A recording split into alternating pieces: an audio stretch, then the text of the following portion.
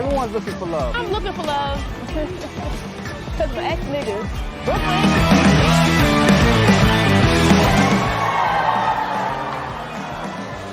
With a touch of ass. Hey, listen, that doesn't let me up. I didn't have much time tonight. Y'all did a hell of a job letting me out of my box. I appreciate the fuck out of it.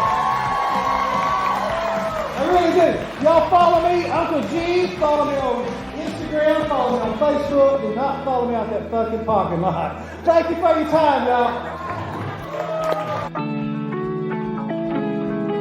What's up, y'all? Emmanuel Sims here with Danny from Illicit Rag Vintage, and we're here.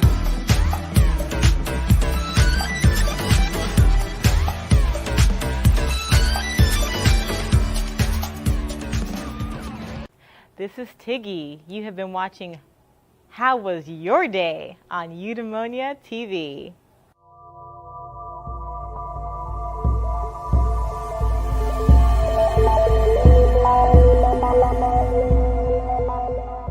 So Tiggy, how was your day? Thank you for asking. Hi, I'm Tiggy. My day was nice. It was a nice day. And I say nice because I don't like to blow it up, right? Like, it wasn't great and exciting and things happened. It was nice, but it wasn't necessarily chill either, where I was just like lounging around not doing anything. I felt like I was semi-productive. I made my green juice, got up this morning. I live with my sister. So backstory, my sister and I moved to Houston about a month ago now. It's been 4 weeks. And Houston's, we got a love-hate relationship going on currently, because Houston, things move a little slower than my patience can handle sometimes, like the mail system and the utility company. And I got a few grievances, but we'll get to that. I'll get off my soapbox. We'll get back to that. But my day, yes, I digress. So I woke up, me and my sister, I made breakfast. So what we make, my sister's vegan, and I kind of on that trip as well. So we had vegan pancakes. So that is, don't ask me what's in there, it's just everything but no dairy. So vegans, nothing with a face, nothing made from animal, no blood, no bones. So dairy-free, bone-free, blood-free, completely clean. So we used that, made some beautiful pancakes. I made it for just myself because she was going to brunch with a gentleman. We don't need to name names. So that was that. And so I made my pancakes. I had my homemade jam syrup thing that I just kind of whipped up real fast. It was mango flavored. Put that on top with the pancakes. It was all right. I was still hungry, so I ended up eating some rice. Like, so I did a nice stir fry with all the good stuff in there, the veggies and the rice and the tofu and extra crispy, and it was lovely. So I ate that as well. And then we made juice. We made 2 juices. So we were busy this morning. We made a citrus juice with the grapefruit, the oranges, and I'm missing one, ginger, and something else. So we made the fruit juice. No, I think it was just orange juice, grapefruit, ginger. Yeah. And then, so we had that, and then we also made a green juice. Now, this green juice was green. It still smells in the house. It's crazy. Like, it fills the house with greenness. It's like kale and cucumber and radish and one other one, collards. So it was extra green. So I drank that. Hasn't come out yet, which is nice, so we'll wait on that. We'll see what happens. Stay tuned. What else did I do today? Let's see. After that, I really just So you have an idea, a brilliant concept for a movie that has been brewing in your mind. You can see it on the big screen, captivating audiences, leaving a lasting impact. But what now? How do you turn that idea of yours into a reality, bringing it into a full-fledged film?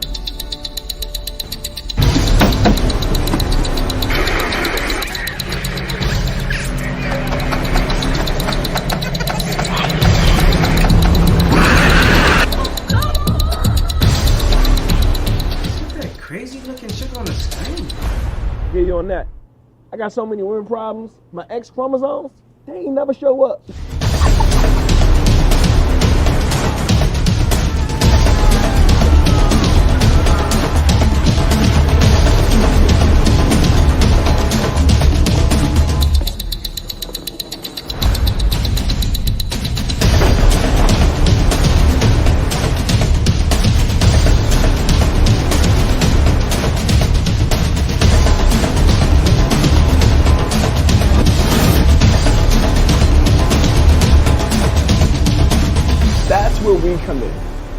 We're a team of experienced producers who specialize in turning your ideas into reality. We take your vision and guide you every step of the way, from concept to the screen. And the best part, it won't cost you a dime to learn how we can turn your idea into a motion picture. Schedule your consultation today with our team of expert producers. We'll listen to your ideas, provide guidance on the entire movie-making process, and discuss how we can bring your vision to life. So don't let your movie get stuck living in your head. Take action now and schedule your free consultation with our team. My name is Emmanuel, and I'm here to help you bring your movie to life into the big screen.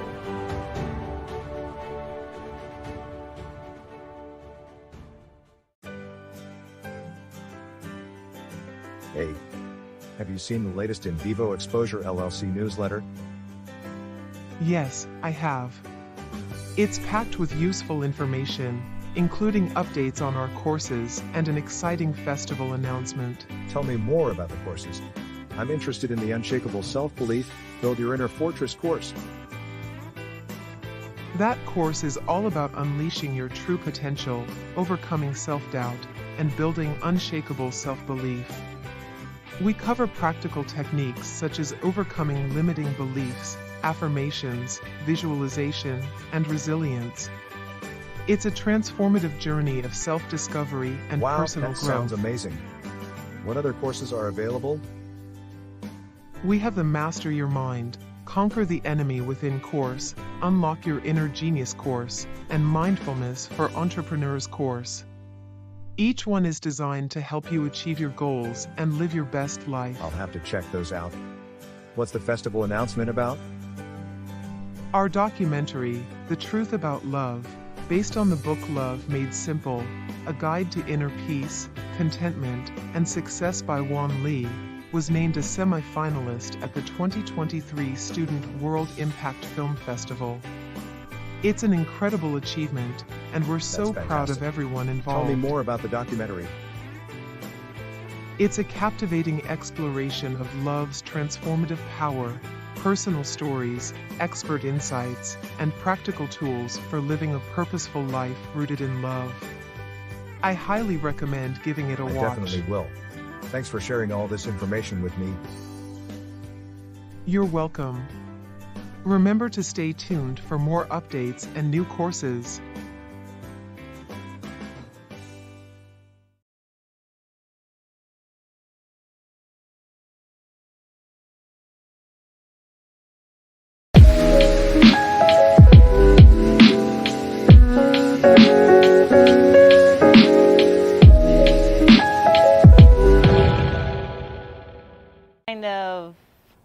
I like to have my time where I like to take naps, but it's really not napping like sleeping. It's more like napping, like it's my meditation period, because that's my gift. I can see things through dreams. So when I sleep, I can see things. So then I burn my sage, clean the energy up, align the chakras, make sure they're open, and then I rest. And when I rest, I get premonitions about certain things, certain people, certain situations. So yeah, I had that. That was nice. And then what else did I do? I got dressed. Actually, my sister went out with a gentleman. So she went out with two gentlemen. So the first one she went to brunch with, she had brunch with. It was great and everything like that. Then she's supposed to meet another guy and his friends. So I was like, okay, cool. I was supposed to go with her. So she didn't go meet the guy and his friends and, by herself, because it's a lot of people, different environments. So I'm like, yeah, I'll go with you that. So here I am, all dressed, all cute. And what happened? Then she didn't message me. Like, she was supposed to tell me when she got there that she was on her way or whatever. She never communicated with me. So here I am, like I said, in my nap zen mode. She's calling me. I'm like, hello? You never let me know what the situation was. She's like, oh, yeah, I'm not staying long. I don't feel well, whatever. So she just stayed there for a minute. They went to arcade. I don't want to judge people, but, I mean, they're older. So we're talking about like 27 years old, and they're at an arcade. I guess it's a good deal, $10. Apparently you can go in and play all the games you want, so it's a good time. But, for your birthday, I don't know. I guess I would do something silly like that. Let me not judge, because when I was 25, yeah, I'd be all in that arcade. So I can't even judge. That's 20s. I'm 31, so disclaimer. So, I had my youth. Like, I know my 25th birthday, I had a piñata and everything that was filled with Reese's and socks. I'm that person. So, What else? Oh yes, what else I do? So then I woke up, so I ended up not going out. So then I woke up and I wasn't feeling well. I feel like I may have been dehydrated, because not like Houston. I'm from Colorado Springs, so like I said, I just moved here a month ago from Colorado Springs, Colorado, and you get very dehydrated there because the altitude is high and it's very dry. You're very close to the sun. So I found myself, but I feel the same way in Houston, but a different dry. Like the dryness in Colorado is just like dry, like water, right? Like SpongeBob situation where he's like dying and needs water, versus my situation here where I feel dizzy. I'm just kind of dizzy, so I had to lay down. So I really couldn't go and do anything much. So I had to lay down, drink some water, of course, and lay down and relax myself and just kind of chilled and had some crazy dreams. I don't know what even happened in that one particular dream. I know I had one dream, so I had, like I said, a few dreams. So yeah, one dream I had was when I had to, okay, so one thing I do is when I get bitten dreams. So if something bites me in a dream, usually it means someone either lied to me or is going to lie to me. So usually it's dog, it could be anything, dog, crocodile, shark, a number of different things have bitten me in dreams. Very unpleasant, by the way. So in this particular dream, the dog was coming at me and I was expecting it to bite me, but it didn't. It ended up licking me. So I'm like, okay. So something I may feel like may be threatening is not really a threat. So the dog ended up licking me. And then next thing you know, I ended up fighting a tiger. Don't ask me if that was bad. I feel like it was like it was a weird situation. So next part of that, me fighting a tiger, and like I had the knife and everything, loincloth, it was serious. Like we were going at it. So, but it was all good. Like it was like a passage thing. It was like more of a rite of passage thing. More so, oh no, that's a dream I had today. Let me tell you. Okay, so the dream I had today too, before my second dream, my second time resting, was about my father. It was weird. We ended up in a dimension, I ended up in another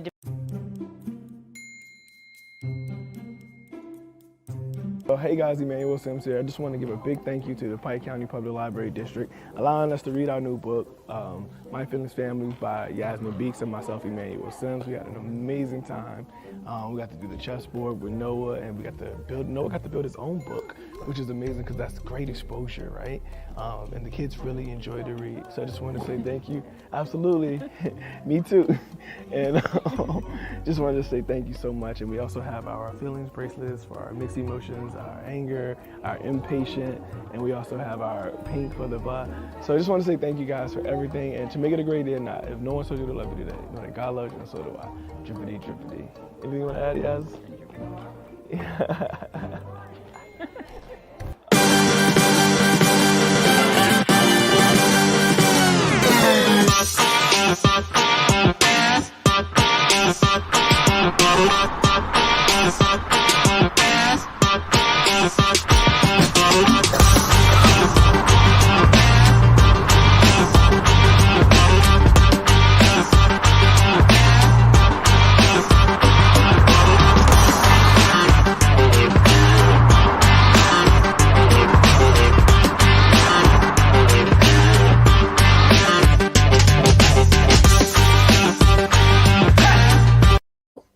I stopped going to day school to help my mom pay bills. In the middle of the year, I lost my job at this organic express restaurant.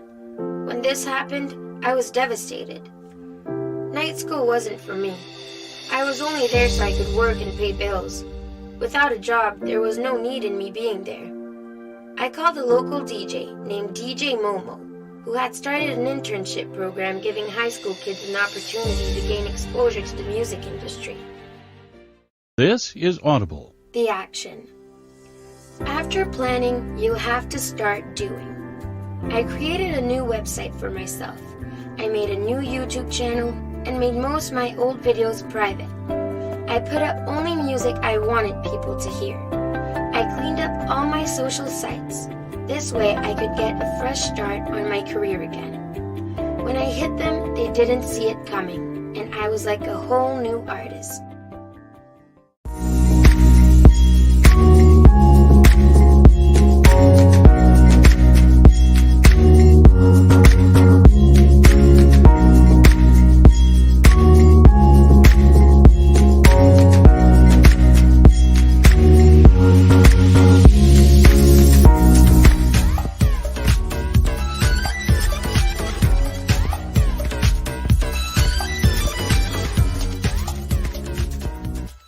mentioned. So apparently in this particular dream, my dad had committed like a serious crime or considered a serious crime of some sort. I think he had murdered someone or something crazy like that. Disclaimer, he had not murdered anyone. My dad has not hurt anybody. So he's not one man. Nothing's happened. I'm not telling on him, but in the dream he had. And so it's like a, Ghost Rider situation. So where he saves his dad. He makes a deal with the devil to save his dad. So it came to me like was a situation where I was going through this room. Next thing you know, I'm going down levels. And next thing you know, I am talking with, I wouldn't say devil, it was like a council. There was several people. And they were saying, your dad committed this crime. He's going to go away for a long time. You can save him, but it's going to cost you, not cost you, cost him. There's going to be a serious consequence for him. You're not going to know what it is, but you can choose to save him, but you're not going to know what the consequence is going to be later. So it's like one of those situations. I'm like, I got to think about it. And then I woke up. So I was like, oh, geez, hopefully this is not a premonition for something that's going to happen. But yeah, so that was a very interesting dream. So we'll see what that means later in life. I'm dreaming about my grandmothers lately a lot too. One of my grandmothers already passed, and the other one has Alzheimer's, and she's going to be in hospice soon, if she's not already on hospice. So that's been a very tense situation in my home. It's not that it's tense in the sense that it's unexpected, because like I said, it's been a long time coming. Her Alzheimer's has slowly been getting worse and progressing to a point where we had to put her in a nursing home, and now she has to be on hospice.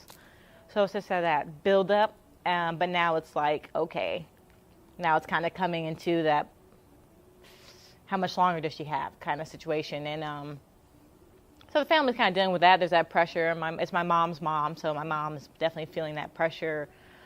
My dad's mom's the one that passed just a few years ago, and that was a whole, such a mess. So listen, do your family a favor. Don't get buried with the whole casket and the whole situation, please. It is so expensive. If you don't have a plan, a policy ready for them to take care of that situation, please don't expect it, and have it in writing that they don't have to do it, because they will try and spend thousands of dollars and waste so much time and energy, and there's so much fighting and bickering. All your affairs need to be in order. So before you pass, that's a big thing too. Get all your affairs in order. Who gets what is clearly written and clearly assigned. It's just too much fighting over things. It's nonsense. And it tears families apart when people with influence, especially families that you work so hard to build a certain legacy and have certain things, they should come together, and they should know how to utilize those things appropriately so you can continue to have wealth after generation. But I'm not seeing that, especially in black communities. We're missing that because we're too busy bickering over a few $1,000s, a few $1 million, whatever. It's just things. It means nothing. A few property here. Just ridiculous. So please, get your affairs in order. Write it down. We're in the time, day, and age where everything has to be written down. That is law. It has to be written. It has to be on the paper, pen to paper. So please, that's my big disclaimer there. So, but my grandmother doesn't have anything to fight over, so there will be none of that. So, but she lived a beautiful life, though. I gotta give my grandma put her on a soapbox a little bit, because she lived a beautiful life. 9 siblings, 5 children. She was Mary Kay elitist. I mean, she could sell Mary Kay to a man, overweight, middle-aged man. She would sell him Mary Kay. Like, she was that good. She just walked, her line was, oh, your skin looks so nice. What do you use? Bam, you're in there. As soon as you talk to her, it's a wrap. You're buying a whole package set. She even got the car and everything. You like the pink Cadillac? My grandmother got the pink Cadillac. She ended up not doing the Cadillac. She ended up doing a Grand Am, a red Grand Am instead of the pink Cadillac, but she still got a car from Mary Kay because she was that good. She was that top tier right there. So you don't think it's much, but she really, for being a woman from a different country, she's Jamaican. My family's Jamaican. That's my heritage. Coming from Jamaica, being brought up by the Kennedys was actually interesting. She got up on the work program from the Kennedys. John F. JFK had been shot already by that point, but the family still needed the help or whatever. So they brought her up to assist. She helped with the kids and things like that for a little bit on the work program. Next thing you know, she's in New York, And because socialization is a big thing, remember to socialize. Remember to teach your kids to socialize. The antisocial thing is cute, but it's not going to help anyone in the long run. Teach them to be social in just about every environment because she was able to socialize. Like I said, a little woman coming from Jamaica, a little immigrant woman, the way she was able to get a house, one of the first houses in Queens as a black immigrant. There was no black, it was all Jewish owned. So she had the first little corner house in Every day is different. My day was good. Today was probably a little bit more challenging than most of my days. Well, no, I won't say that. Today was good. Today was about me staying centered. And from the beginning, I won't say that I failed to stay centered, but from the beginning of the day, I realized that it was going to be a challenge to remain centered the whole day. So I live in a house of women. I have 4 daughters. I have a wife. My mom lives with us. I'm surrounded by estrogen. I'm probably the most centered in the household. Outside of my mom, she's my focal point. She feeds into me as well.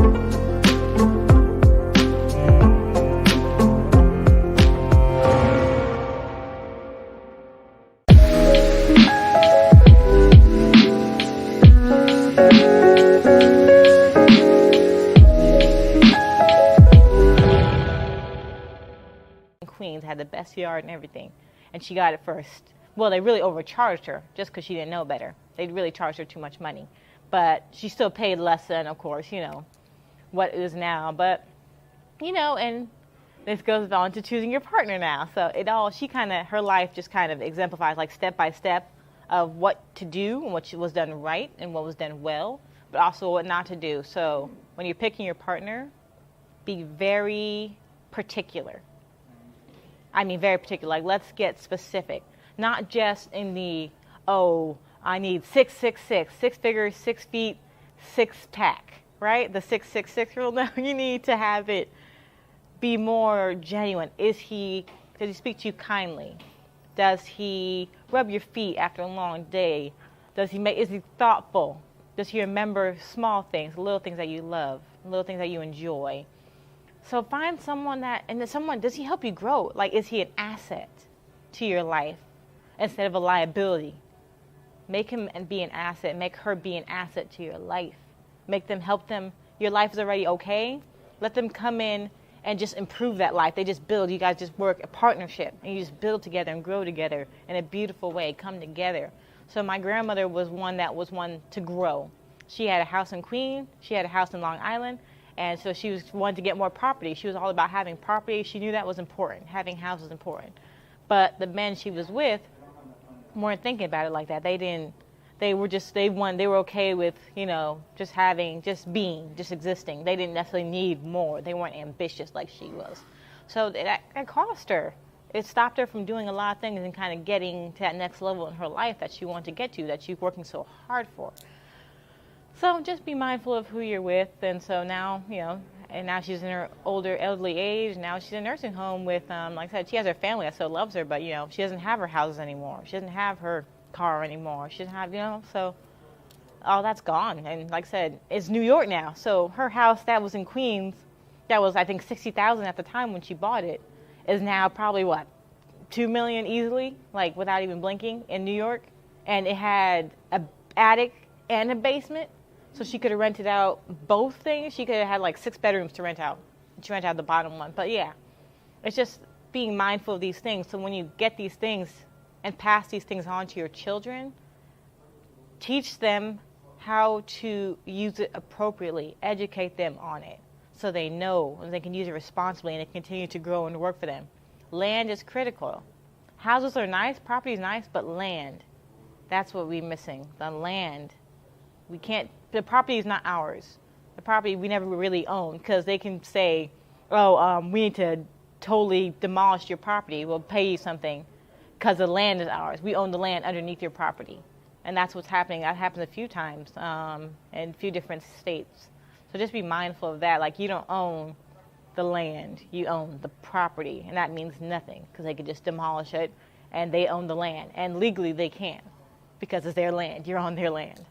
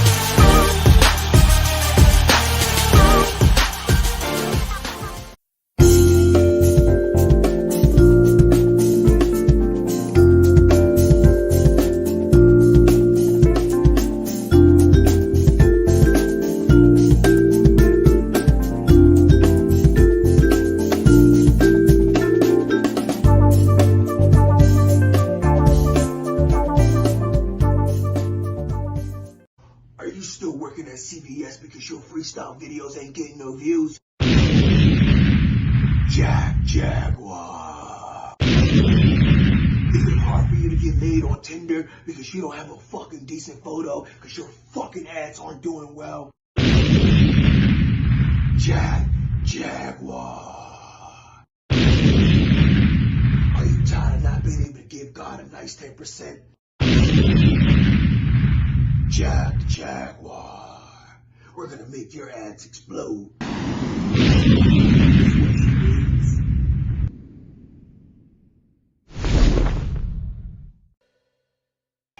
gonna talk about the Brick Fest at all? Oh, the Brick Fest. So that was yesterday. So let me tell you about how my day was yesterday. My day yesterday was awesome. So I went to the Brick Festival, or Legos. So they're now known as bricks, but it's Legos. And it's just fascinating what you can do with little Legos. I mean, you kind of know it, but then visually seeing, like, them building whole sculptures of witches and sphinxes, and doing little portraits of Malcolm X and Martin Luther King Jr. and from Legos. It's astounding. But what was most astounding was I was there working. So I was one of the staff, and I was working at the Derby, where the kids got to come with their families. They got to build a car as high as they wanted to, as tall as they wanted to, as wide, whatever they wanted to do with it. It was totally up to them. They had 5 minutes to build their car. So after 5 minutes, they gave the car to us. We put it on the track, and they got to race it and see which one won. It was beautiful to see families coming together in competition and camaraderie, but just seeing them being together and being present in that moment and laughing together and joking together and supporting each other. Hey, how about this piece there? And I love seeing that because my major is early childhood, inclusive early childhood. So I'm all about families and togetherness and everyone working together and coming together and playing and laughing and joking, because people don't do that enough, where they just kind of stop. Parents are just busy working and doing their thing, and as well they should, right, to support the family. But just stopping and taking out the Lego set and just playing with your kid every now and then does so much, does wonders for the child, mentally, emotionally, socially. So I think that was Lego Fest, was a beautiful thing. I also met Emmanuel there. So he was like, hey, do you want the microphone? You're like, you seem like you have a lot of energy, a good spirit. Do you want the microphone, and do you want to do the announcements and everything like that? And do the 3, 2, 1, go, and let start the race and stuff like that? I'm like, yeah. So I was in there. So got my microphone, 3, 2, 1, animated, live, getting the people excited, the energy, like I said, feeling the positive energy and the excitement. like I said, we're taking it seriously too. Like I said, we had a few people come up to us and were like, this needs to be swapped, that car needs to be swapped this way because I need to go against my husband or my child. I'm like, oh man, this is not about the kids anymore. But it was still fun. Everyone had a good time, and it was a fun experience. And Legos are a pain, I'm not gonna lie to you though. It's nice, like I said, when you're playing with them and active, but then the cleanup, them little pieces, and like I said, it's a lot. There's a lot like that, and there's the little Legos too. They're not the nice big Legos. They're those tiny Legos that 1-year-old shouldn't be have because they're a choking hazard kind of Legos. So it was fun though. It was a beautiful experience, and now I'm wondering what the next thing is. We'll see. I don't know. There's a few other festivals and other staffing things. Houston has a lot going on, so we'll see what else I can get into. But that was my yesterday. So how are you feeling right now? How am I feeling right now? You know what? I'm feeling really good. I'm feeling really good. It's a good place. I'm feeling at peace. Like, even though I'm not necessarily where I want to be in my situation, I don't necessarily have a job yet, I don't necessarily have money coming in like that yet, but I always have what I need when I need it. That's what I realized about myself. So that's why I never stress out about anything. Like, if I need a bill to get paid, some way, somehow, money comes in the way it's supposed to come to where things can get taken care of. So that's what I always worry about. Like, I want to be a millionaire, but I feel like the higher power doesn't want me to be. Like, he's like, yeah, you're good. You're always going to have what you need, but you're never going to be super rich and wealthy, and that drives me insane. Cause like, but I want millions. I want to be rich and wealthy. But no, I feel like I'm always going to have what I need, maybe a little more sometimes, but definitely what I need to make sure the bills are paid, everything's taken care of for myself. Like, I'll always be okay. And maybe that's the next level. Maybe I can have the millions. I'm just not quite there yet in my own discipline, in my own self. I need to take the time to figure that out. Like, what is it? What is my relationship with money really? Is it just a relationship where I'm satisfied with things just being okay and I know they're going to come and I get comfortable with that idea? Or can I discipline myself to know, okay, I can handle large sums of money in a healthy way? And like I said, be smart about it and be disciplined with it and pass it on to next generations and make sure that they're smart and disciplined with it. So that's kind of where I'm at. But I don't want to be a millionaire for myself. That's the thing. Like, I don't want to make money for myself, honestly. It's my whole thing, my whole why I'm here, my whole why is for children. So I'm here for children. So you have an idea, a brilliant concept for a movie that has been brewing in your mind. You can see it on the big screen, captivating audiences, leaving a lasting impact. But what now? How do you turn that idea of yours into a reality, bringing it into a full-fledged film?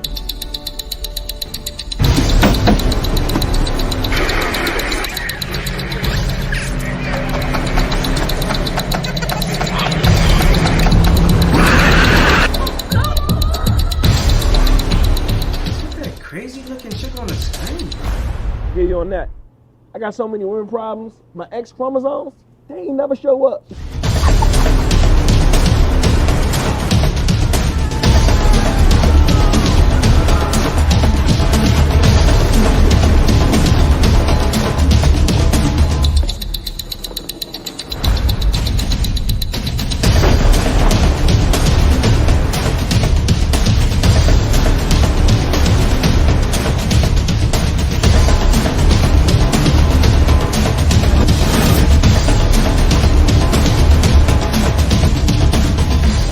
We come in.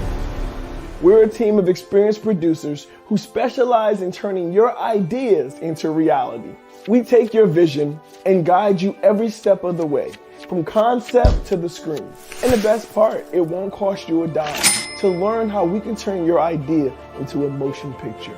Schedule your consultation today with our team of expert producers. We'll listen to your ideas, provide guidance on the entire movie-making process, and discuss how we can bring your vision to life.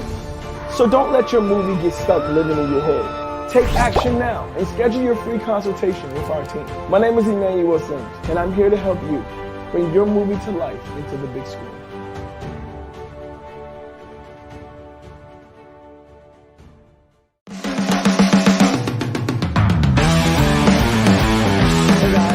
Fuller. My name is Adrian, aka Colada. I'm an IT specialist. I'm a singer, songwriter, producer. Everyone's looking for love. I'm looking for love. Because my ex-niggas.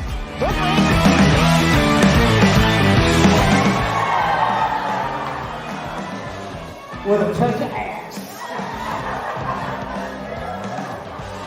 Hey, listen, that doesn't let me up. I didn't have much time tonight. Y'all did a hell of a job letting me out of my box. I appreciate the fuck out of it. I really do. Y'all follow me, Uncle G. Follow me on Instagram. Follow me on Facebook. Do not follow me out that fucking parking lot. Thank you for your time, y'all. What's up, y'all? Emmanuel Sims here with Danny from Illicit Rag Vintage, and we're here.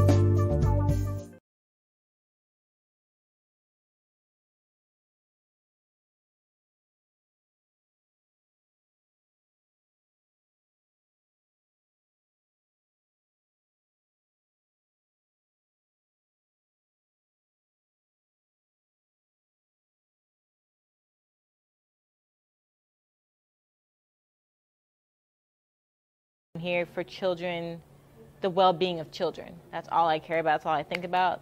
I lose sleep at nights when I feel like I haven't done enough or I'm not where I need to be so I can get that next level. I want to have the money to be able to build schools in different countries for the children. And then I know I implement curriculum as well. So I know I do curriculum a little bit. I need to get better with that. So hopefully my master's will be more of that, about curriculum instruction. So I can implement curriculums as well as build schools, or just use the same curriculums at work that I like, that are effective. I've been working in daycare centers since I was like 18. I mean, so for years, this is like a 10-year span of different daycare centers, looking at their different philosophies, which one I like, what I don't like, what I want to use, what I don't want to use. So I've seen a lot of different variances that I think will work, but understanding that there's such a need in countries. Like I said, my family's Jamaican, so in Jamaica, there's such a need. They don't have resources like we do. They don't have public education like we do.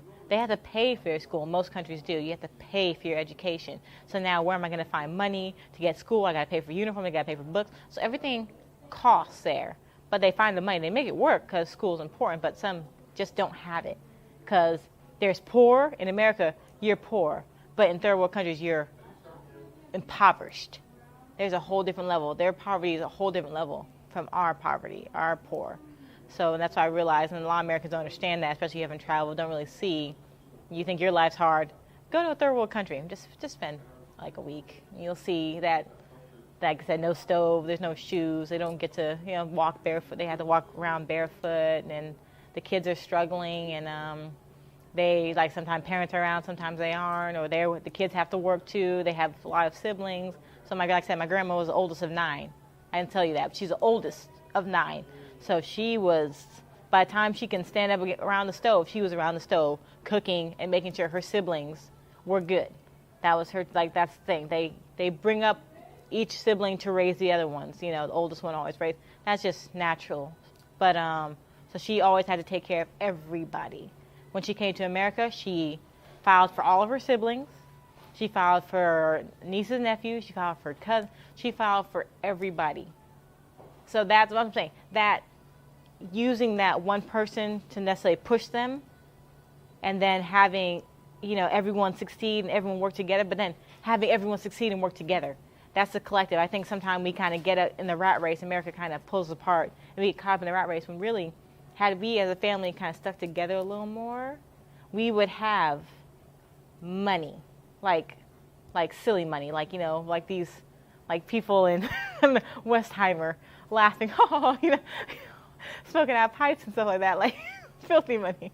Like, we would have been good, but we just couldn't stay together and stick together like we were in Jamaica and the the little home in Jamaica, right? So now they each have their own space and their own world, and just thinking about that. So when I implement schools, I want that to be pivotal about understanding about finances, understanding about social skills, knowing how to socialize is important to me. I think that's having not just knowing how to socialize, but knowing what to do in social situations where you feel attacked or where you feel like someone's trying to make you lose your job, or like how you handle and conduct yourself. Because you can get angry, you're right. You can go off and cuss and this, that, and the other. But I read a book, so one of my favorite books is The Princessa. Princessa is based off of Machiavelli's The Prince, but the prince is for men, how to handle themselves in different situations. So Princessa is for women, because we are different. And so Princessa kind of teaches you how to work your differences.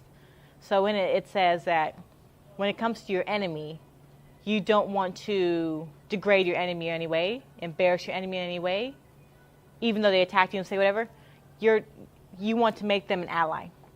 So in order to do that, you have to be mindful of what you say and how you say it and how you attack them. Because you're still attacking them, right? But you don't have to do it in a way that's so out of control and so, just aggressive. You can do it in a way that's where you just ask a question like, why would you say something like that?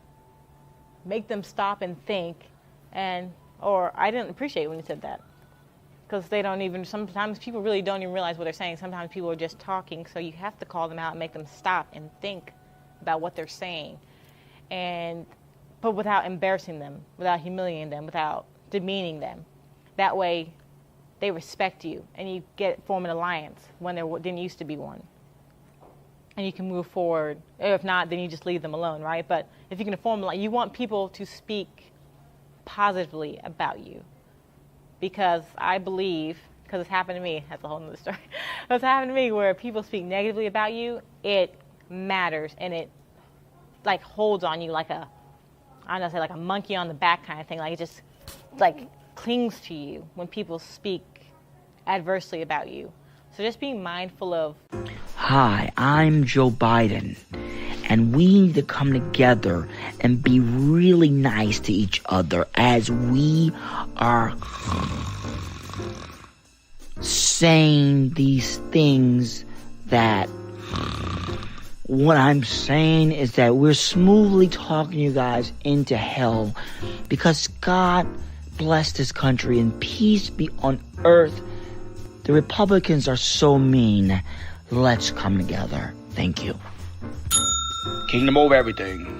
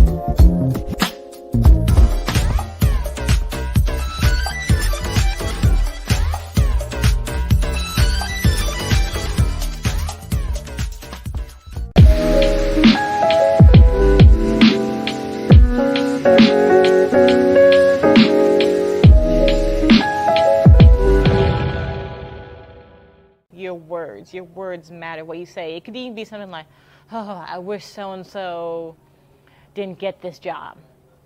Guess what? So-and-so really might not get that job, and it's because you said it, but you weren't saying it in that way. Maybe you weren't even thinking about it that way, but that matters, and it impacts so-and-so. So just be careful what you say about people and to people. Your words matter. So there's ways to conduct yourself. And I feel like, especially in the black community, and I say that because I know the black community, so I'm not just picking on the black community, just I'm black, and understand the black community. I can't speak for any other communities because I don't really know very well. So that would have to be someone else coming in for their perspective. But For the Black community and for the island community, as far as Jamaican community specifically, they don't know how to always speak. They speak their mind, but they don't know how to do it in a way that's positive, that people will take it in and actually listen to what they have to say. They do it in a way that tends to be aggressive. So then people back off and they're like, oh no, I don't want to deal with so-and-so because angry black woman, then they get the label, or angry black man, you know, or aggressive. You know, and that's not who that person is. You just pissed them off. But that doesn't matter. That's irrelevant if you piss them off. They don't care about that. They just care the fact that you attacked them in a way and made them feel a way. So there's a way to conduct, we have to start teaching our kids, speak your mind. I'm toxic for no reason.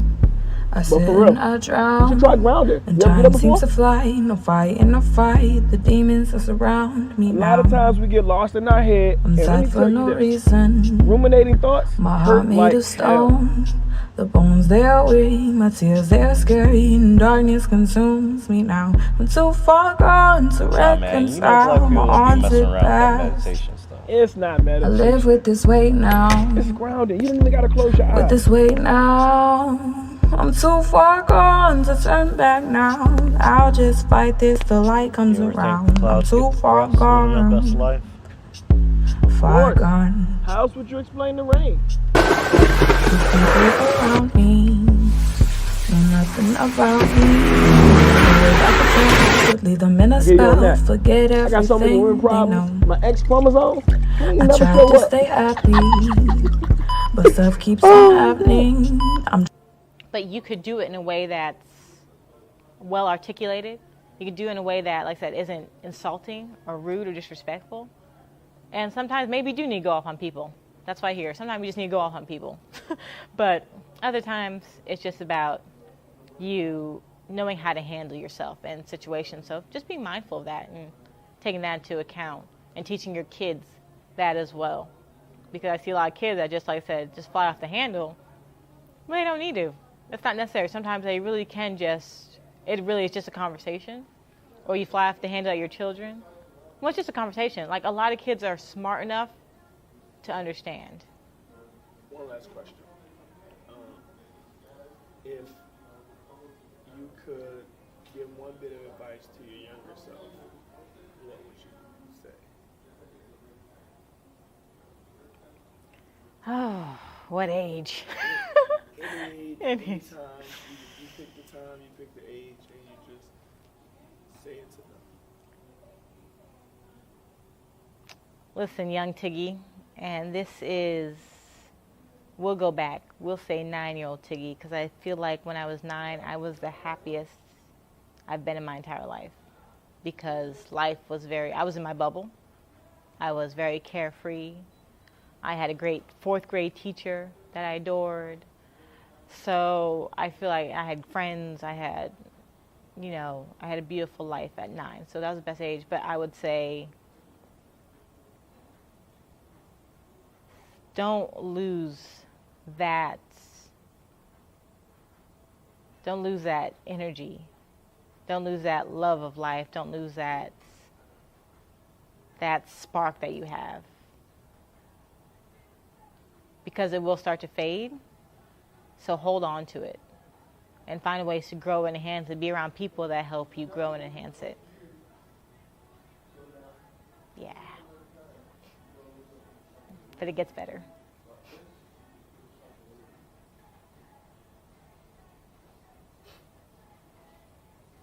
You feeling that? I feel it. Thank you. Yes. So, thanks for asking the question. That was my day. Girly rap with the popish twist is what I would tell myself, Emmanuel,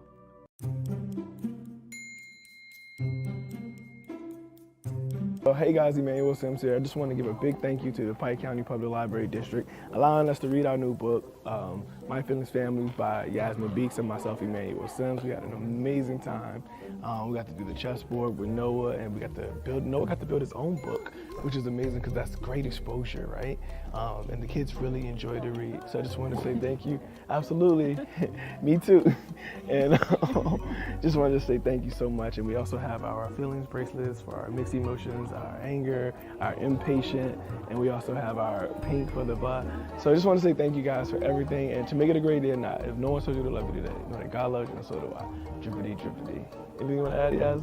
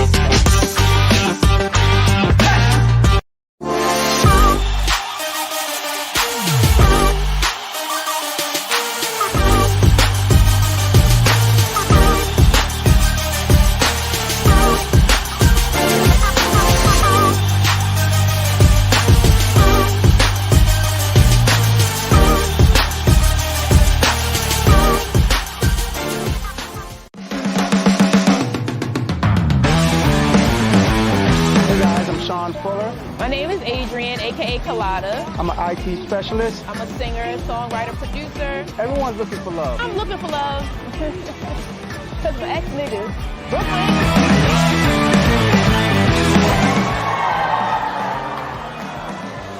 With a touch of ass.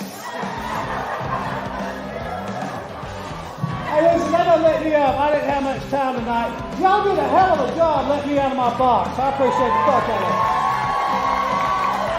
I really do. Y'all follow me, Uncle G. Follow me on Instagram. Follow me on Facebook. Do not follow me out that fucking parking lot. Thank you for your time, y'all. What's up, y'all? Emmanuel Sims here with Danny from Illicit Rag Vintage, and we're here.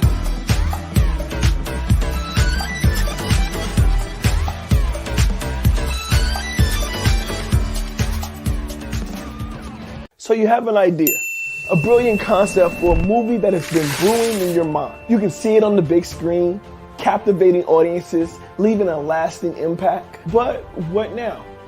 How do you turn that idea of yours into a reality, bringing it into a full-fledged film?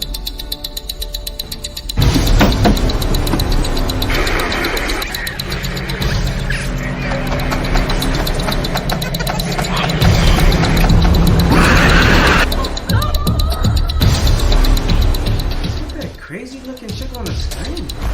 Get you on that. I got so many women problems. My X chromosomes, they ain't never show up.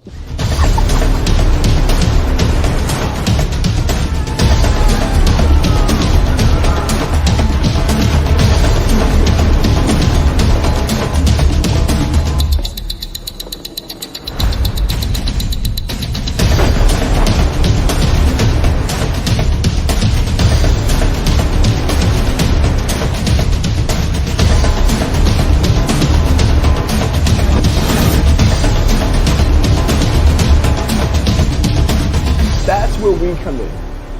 We're a team of experienced producers who specialize in turning your ideas into reality.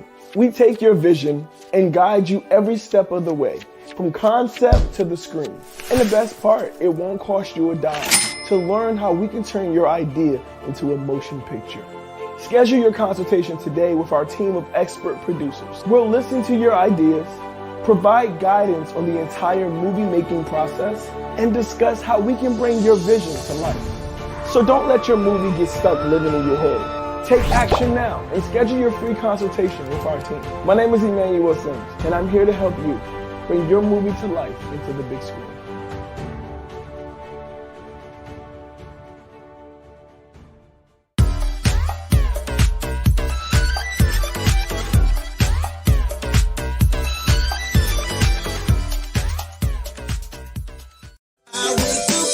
Single day and put my face on like yesterday wasn't here.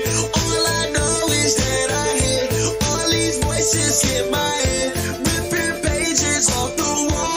I don't even care at all. They just want me for my love. That's why they reaching for my heart. I don't mean to complain. it's the way. Keep hitting my face while I keep trying to keep faith. All I know is the way.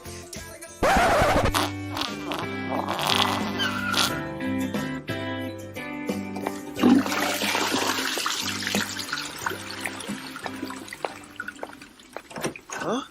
Who are you? I'm Doubt, and I'm here to keep you grounded. Do you really think that you can handle all the success and expectations, Manny? I think so, but... Hey guys, I'm Sean Fuller. My name is Adrian, aka Colada. I'm an IT specialist. I'm a singer, songwriter, producer. Everyone's looking for love. I'm looking for love. Cause my ex niggas.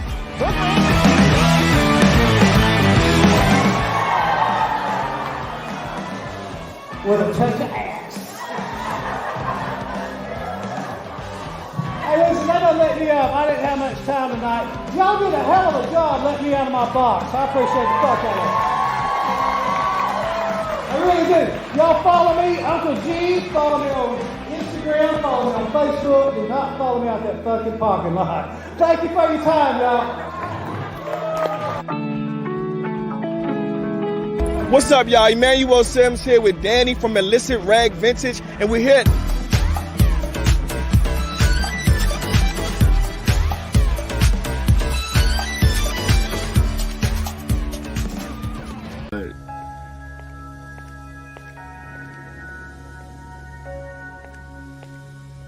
Are you sure that you're talented enough? What if people discover you're just a fraud? Maybe Doubt has a point. What if I'm not as good as I think I am? Manny, don't listen to Doubt. You've proven yourself from time and again. You're talented and deserving of your success. Now, Doubt, you may have a role to play, but remember, it's through failure that we learn and grow. Manny's previous failures have shaped him into the artist he is today. I suppose, but can he really handle the pressure? Manny, remember all the times you stumbled, fell, and got back up stronger? You're capable of facing any challenges that come your way. Well, Doubt, you sure have a way of making things interesting around here. I'm just trying to keep Manny from getting too confident. Confidence and self-belief are what propel him forward. Doubt, it's time for you to step aside and let Manny thrive. You're right. Doubt, you're not welcome here anymore. I choose to believe in myself and my abilities. Thank you. Everyone, I needed your support to overcome doubt, and together I think we could silence those nagging voices and continue creating amazing things. Manny, we've got your back. Doubt may come from time to time, but we'll always be here to remind you of your worth.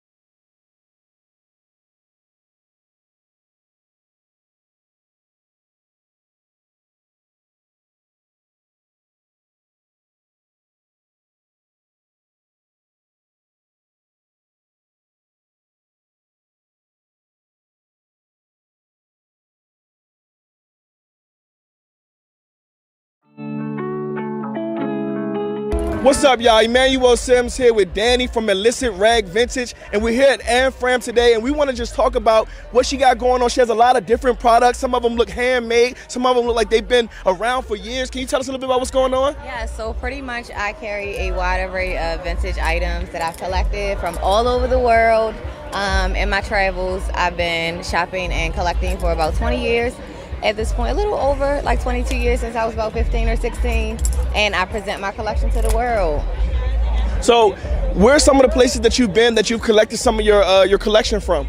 From all over. I started traveling when I was fairly young, and vintage items have always appealed to me. Well, since I started thrifting as a teenager, the vintage items always stood out because of their, distinct like creativity, and of course you could tell a lot of the pieces were handmade, so everything was always, it had an individual look that was just like out of this world. So I've just always been attracted to that, and then I've transitioned into being a stylist. Okay. So that's just pretty much where I always felt good in, you know, my styling, because it gave each individual project that I worked on a different look. Everything was super unique, and that's very important to me. So it sounded like you got into my next question, which is my trick question, what is your why? But it sounds like your passion is really giving people an opportunity to look like they want to look. Exactly. Yes, to develop a sense of individuality. I feel like that a lot of people fail to realize that style is very, very personal.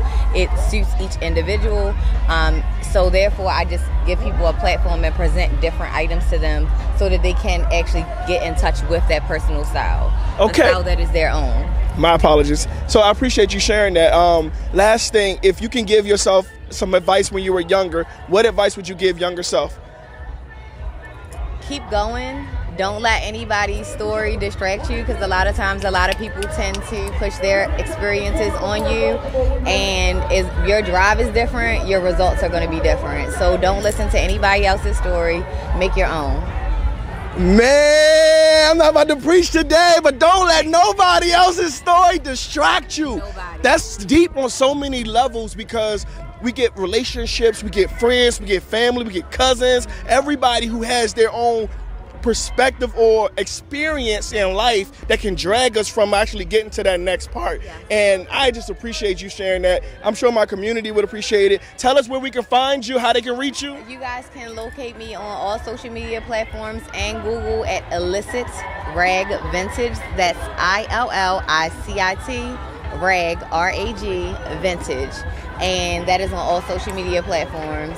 And you also can Google me, like I said, as well. So hopefully I'll be touching bases with you guys, or you'll, you know, tune into my channels and stuff, and we can connect in some way. But to everybody, keep pushing, and you can be living the life of your dreams, to be honest. That's right, y'all. Y'all heard it here from Danny, and I'm so blessed because that message was for me too. And I'm just like, when I follow the universe and I'm obedient, I get rewarded. So Danny, thank you so much. Peace and blessings, and much success. Make sure y'all check out Illicit Rag Vintage here at Ann Fram, and y'all have a successful day.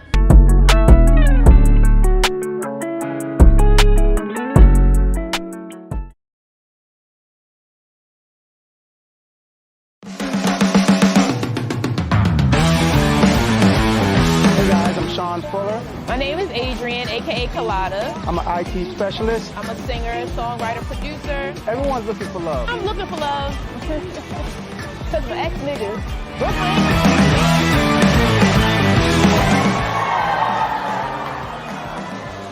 With a touch of ass. Hey, listen, that doesn't let me up. I didn't have much time tonight. Y'all did a hell of a job letting me out of my box. I appreciate the fuck out of it. I really do. Y'all follow me, Uncle G. Follow me on Instagram. Follow me on Facebook. Do not follow me out that fucking parking lot. Thank you for your time, y'all. What's up, y'all? Emmanuel Sims here with Danny from Illicit Rag Vintage, and we're here.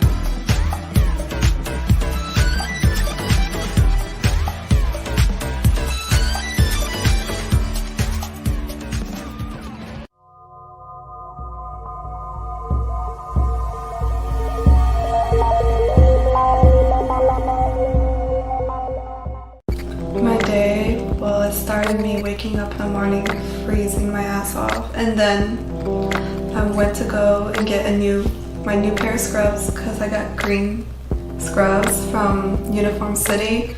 So pretty, I love it. And then I went to shower, got ready, brushed my teeth, washed my face. I exfoliate twice a day, so I exfoliated. I got everything together. I got my work shoes on, which are basically these purple Crocs. They're fuzzy inside because it's cold in the morning and my feet be cold. So then I put on my green scrubs. I got my ID badge, my keys, everything I need. And then I went to my car, drove in the traffic, 6 in the morning. How's the traffic in the morning? So I drove there, drove in the top of the garage, because that's what I always do. I feel comfortable there. Walk to work.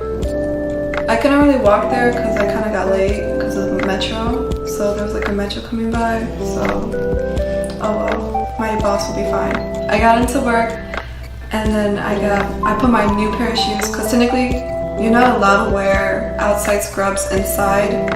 So I put on my second scrubs and then I put on my second different shoes and then my second something to cover your hair. And then I went inside and I worked in decontam today. It was so fun. One of my gloves broke and I had literally human fat and veins in my gloves. So it was like all over and it just spilled out of this instrument. And I was like, okay, that was really fun. So I ungowned, I scrub everything with hot water, put on another PPE on, and then I had a lot of eye trays, a lot of heart trays, and I was by myself in decontam because I'm always working solo, which was really fun.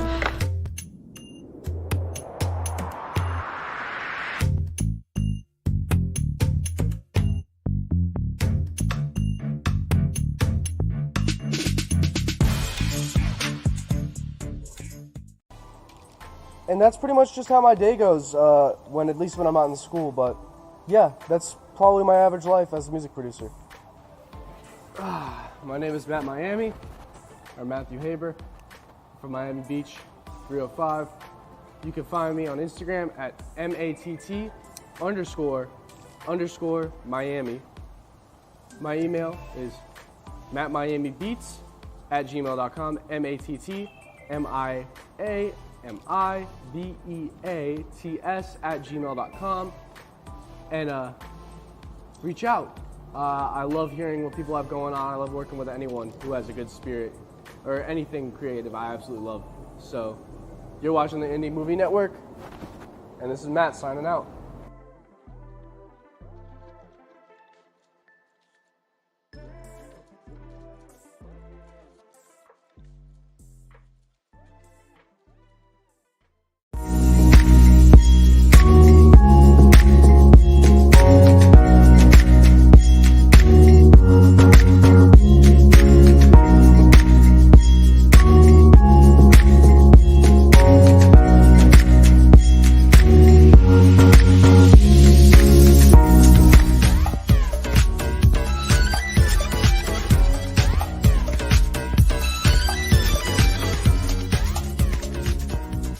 Eventually, I see the people, I see the SAs, the RNs, the scrub techs, I saw all of them. They said, hey, hi. They always like talking to me because I'm nice and I'm actually very charismatic.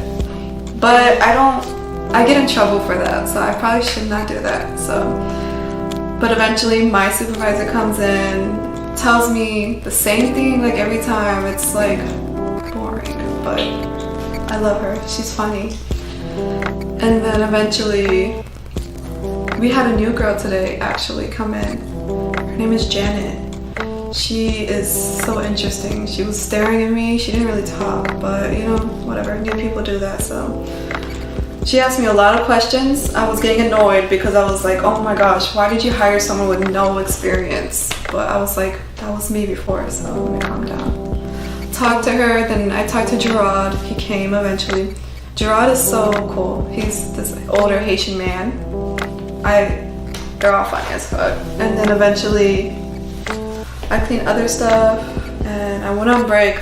I actually went to walk around the university my job owns. It was really beautiful. It's a 7-day Adventist hospital. So they have like these planes of art of Jesus, how he healed the leprosy and stuff. It was beautiful. I walked around the lake and stuff. Eventually I came back, did what I needed to do. Then we had a meeting about something, and then everyone congratulated me for getting my certification. So that was really good. And it kind of shifted the mood because there's some people who's been there for more than 2 years, and I've been there for 1.5 years. And I already have all the stuff I need, and they still haven't got what they need, so they need to hurry up because I basically told them there's a time limit. So there puts more pressure on me because now they're looking at me like, why'd you get your certification so fast? Why not? I just like getting things over with. Anyway, so that happened. I talk to these other departments because I try not to limit myself. I like talking to pharmacy. I love talking to anyone in NICU or Central, the other side, because I don't like staying cooped up in my department because that's how they get you.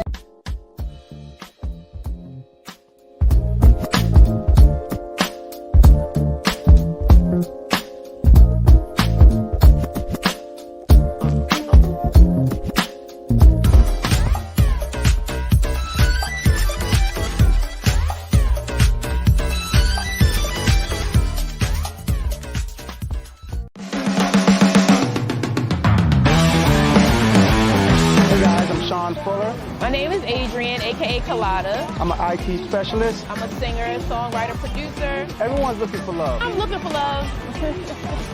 Cause my ex niggas.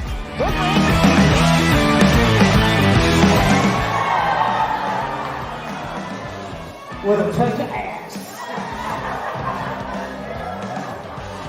Hey, listen, that don't let me up. I didn't have much time tonight. Y'all did a hell of a job letting me out of my box. I appreciate the fuck out of it. I really do. Y'all follow me, Uncle G. Follow me on Instagram. Follow me on Facebook. Do not follow me out that fucking parking lot. Thank you for your time, y'all. What's up, y'all? Emmanuel Sims here with Danny from Illicit Rag Vintage, and we're here.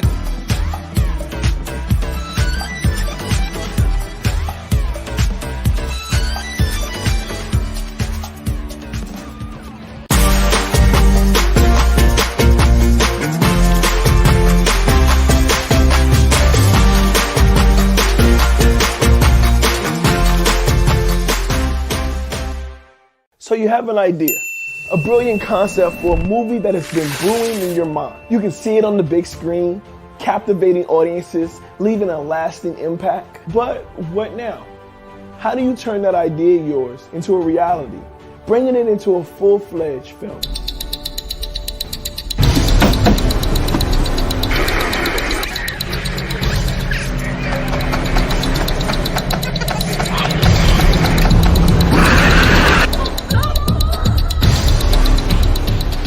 Crazy looking chick on the screen. Yeah, you on that. I got so many women problems. My X chromosomes, they ain't never show up.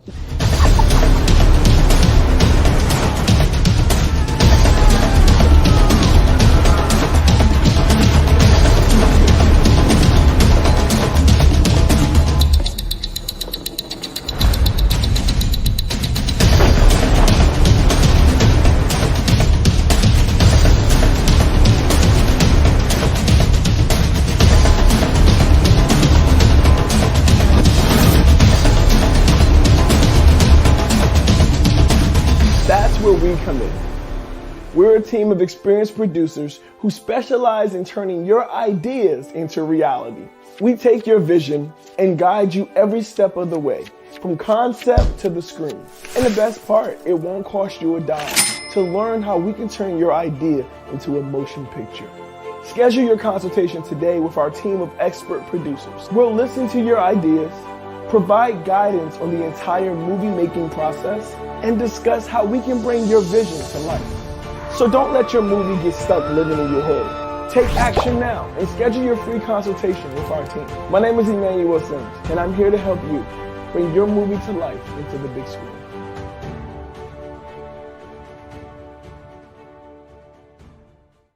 They make you stay there and they make you age faster. So I talked to other people, they're really fun. Oh, I talked to some people from Women's Tower. They're really fun. Man, I wish I worked over there, sorry. But no, so I talked to some people over there. I like basically explore more of that side of the hospital. Oh, there's like 4 huge buildings. There's outpatient, Women's Tower, Main, General, oh, and Ginsburg. So yeah, it's a huge hospital. So I was doing that, and honestly, I love that place. It's so beautiful. After that, I went to my car. I was like trying to hide from some people because people love to talk the whole time. Like, I get up at 3:30 But they would like try to make me stay until 5 o'clock and talk to me about any little thing. And I'm like, I gotta go home. Like, I got stuff to do. So I went to my car, like I literally ran to my car, and then I went home. I went home, I cleaned up, I cleaned everything from the stairs, every room, my dog, I brushed her. A German Shepherd, you don't want to brush a German Shepherd, it's a long time. I cleaned everything, and then just for her to mess it up later. So after cleaning everything, I put on some workout clothes or my gym clothes, I put on my gym shoes, and I just basically grabbed water. The whole day I was drinking a gallon water, so I grabbed another gallon water to the gym. So I went to the gym and I started on Stairmasters because that really helps me build up a sweat. I don't like working out without building up sweat. And then I did different lower body machines. I did do like leg raises. Every day is different. My day was good. Today was probably a little bit more challenging than most of my days. Well, no, I won't say that. Today was good. Today was about me staying centered. And from the beginning, I won't say that I failed to stay centered, but from the beginning of the day, I realized that it was going to be a challenge to remain centered the whole day. So I live in a house of women. I have 4 daughters. I have a wife. My mom lives with us. I'm surrounded by estrogen. I'm probably the most centered in the household. Outside of my mom, she's my focal point. She feeds into me as well.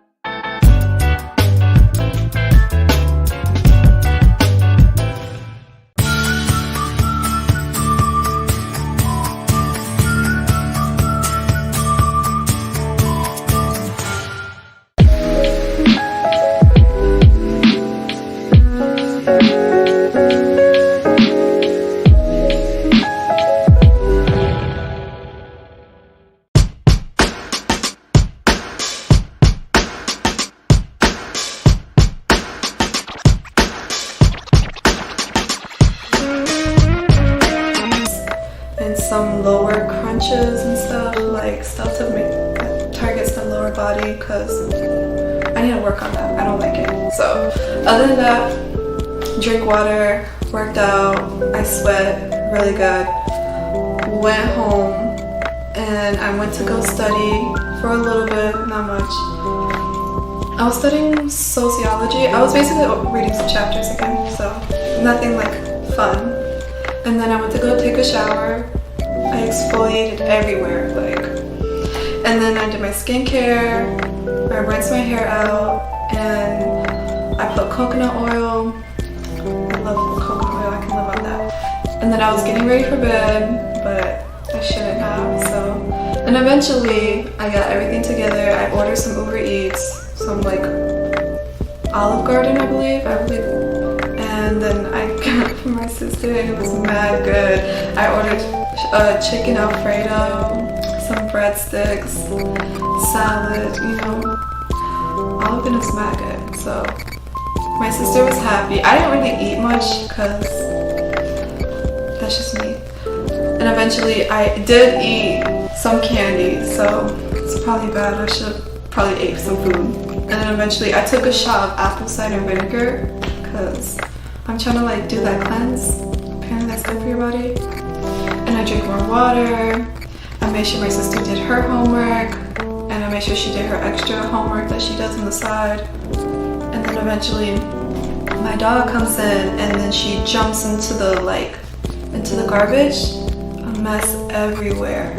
It was disgusting, and I'm thinking, I thought I threw out trash. I cleaned again. I was so annoyed, but she's a dog, so what can you really do? I still love her. I squeezed her cheek really hard. I was like, why'd you do that? And she thinks I'm like loving her more, so she's so cute. And then after that, I went to go brush my teeth, and I did brush my hair, and then I put some conditioner. I bought some new conditioner. It's by Dove. It's really good. And then I put coconut oil, and then I got a text. So then I was like, let me put some mousse in my hair. Because I have no volume in my hair at all. I have no volume. I went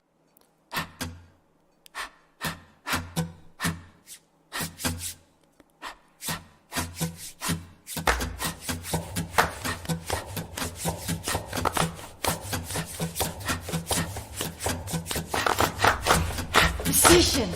I don't need any music. I don't need you either. Shut up. Let me out. Let me out. Let me out.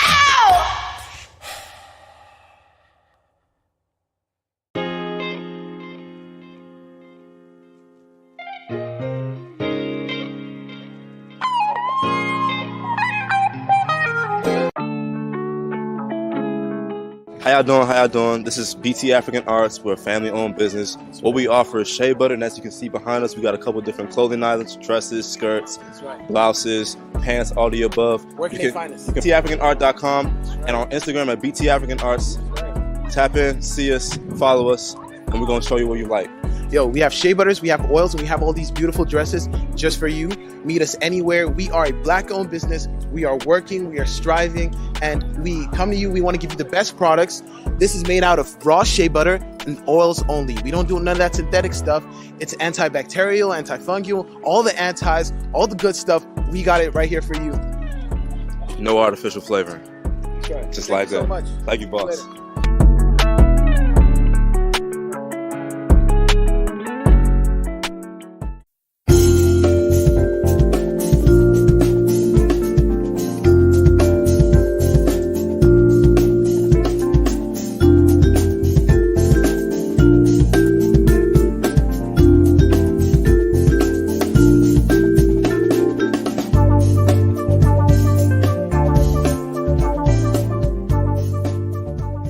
This is Audible. The action. After planning, you have to start doing. I created a new website for myself. I made a new YouTube channel and made most of my old videos private. I put up only music I wanted people to hear. I cleaned up all my social sites. This way I could get a fresh start on my career again. When I hit them, they didn't see it coming, and I was like a whole new artist. I buy these scarves and I use them as a head wrap so it can keep my hair up so I can have volume. I don't. My hair is straight, like sometimes it'll be wavy. It's hard to keep it curly, so. And eventually I put on some new pair of clothes, trying to go out, check the rooms to make sure everything's clean, make sure my sister's good, make sure everything's good, make sure my dog is fed and happy, and right before you know it, I go out the door, make sure I got my keys, wallet, everything, go to the car, and then I start driving down the highways. I don't know their names. I just know they're highways. And then eventually I met up with a friend and I ate some food, fish, tilapia. It was really good with some hot sauce. Look, I ain't never had fish with some hot sauce before, so it's definitely different. But it's actually not good, so I recommend it. And then, actually, I was waiting mad long for the friend to come to the dorm. Like, I was waiting like 10 minutes, knocking, banging the thing, texting, calling. I'm like, okay, I'm about to go home. Because they're not gonna have me stand out here in the cold, freezing my ass off, because I'm not gonna do that right now. I'm anemic. But what am I going to do, stand outside in the cold? So then, I eventually ate food. I cleaned most of their room. I haven't cleaned it all up, but I did, and I did their laundry. What? Like, I just did laundry this at my house, and I'm doing laundry at someone else's house. Like, you see, I'm just too nice. No, I'm too kind. I need to stop spoiling people, because, you know, they're gonna make you do it again and again and again and again. And I mean, it's probably fun, but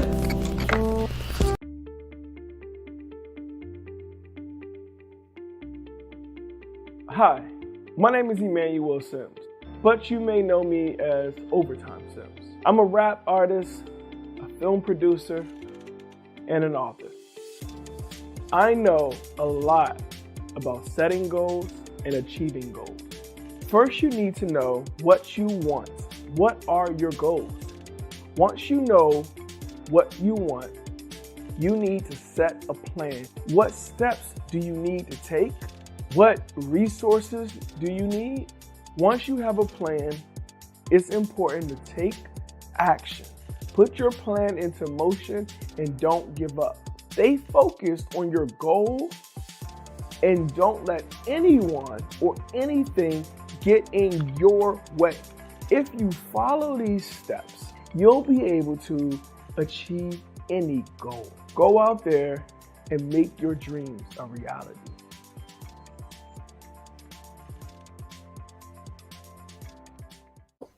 I stopped going to day school to help my mom pay bills. In the middle of the year, I lost my job at this organic express restaurant. When this happened, I was devastated. Night school wasn't for me. I was only there so I could work and pay bills. Without a job, there was no need in me being there. I called a local DJ named DJ Momo, who had started an internship program giving high school kids an opportunity to gain exposure to the music industry.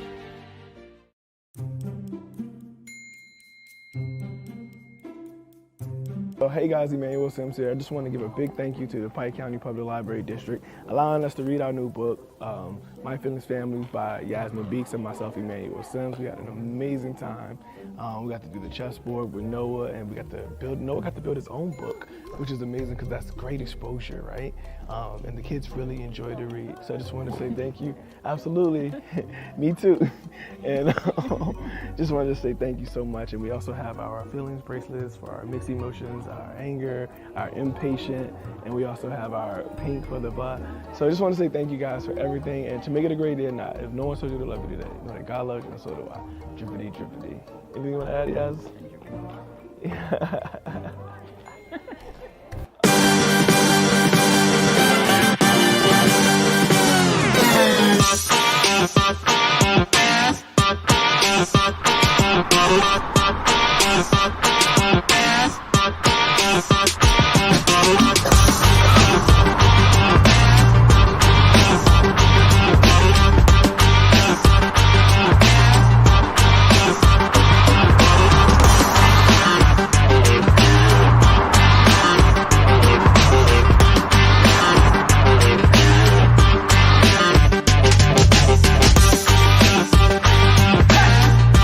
So you have an idea, a brilliant concept for a movie that has been brewing in your mind. You can see it on the big screen, captivating audiences, leaving a lasting impact. But what now?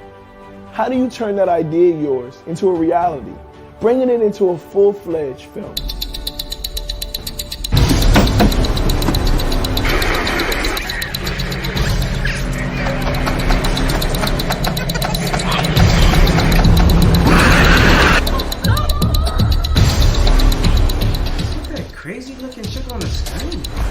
Get you on that. I got so many women problems. My X chromosomes, they ain't never show up.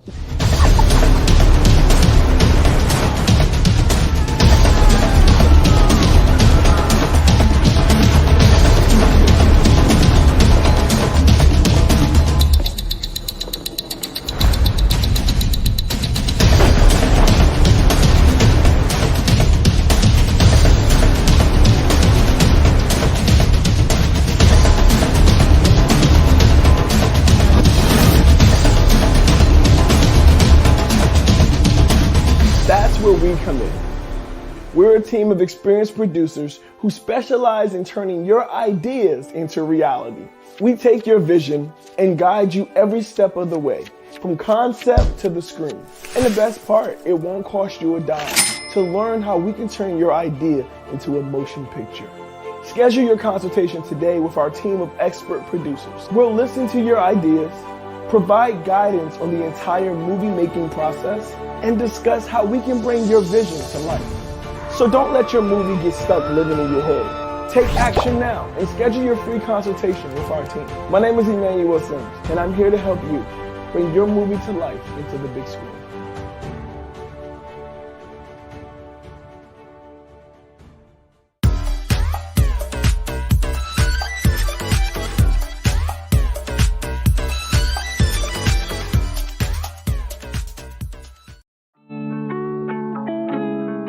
How y'all doing? How y'all doing? This is BT African Arts. We're a family-owned business. What we offer is shea butter, and as you can see behind us, we got a couple different clothing items: dresses, skirts, blouses, pants, all the above. Where can they find us? BTAfricanArt.com and on Instagram at BT African Arts. Tap in, see us, follow us, and we're gonna show you what you like. Yo, we have shea butters, we have oils, and we have all these beautiful dresses just for you. Meet us anywhere. We are a Black-owned business. We are working, we are striving, and we come to you. We want to give you the best products. This is made out of raw shea butter and oils only. We don't do none of that synthetic stuff. It's antibacterial, antifungal, all the antis, all the good stuff. We got it right here for you. No artificial flavoring. That's right. Just Thank like you so that. much. Thank you, boss. Later.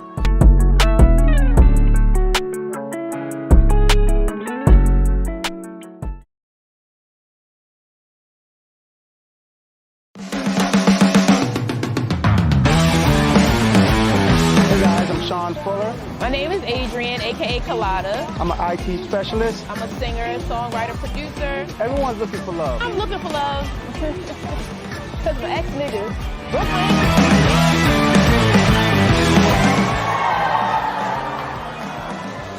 With a touch of ass.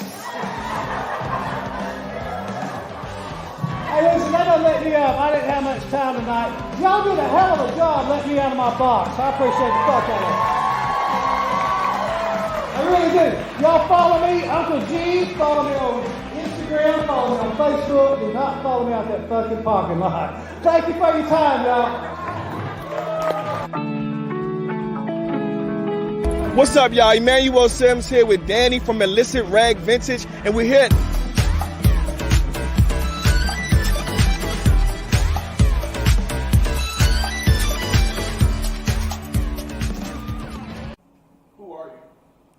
I'm CEO Blaze. I'm from Norfolk, Virginia, and I'm pretty much visiting Orlando for a weekend.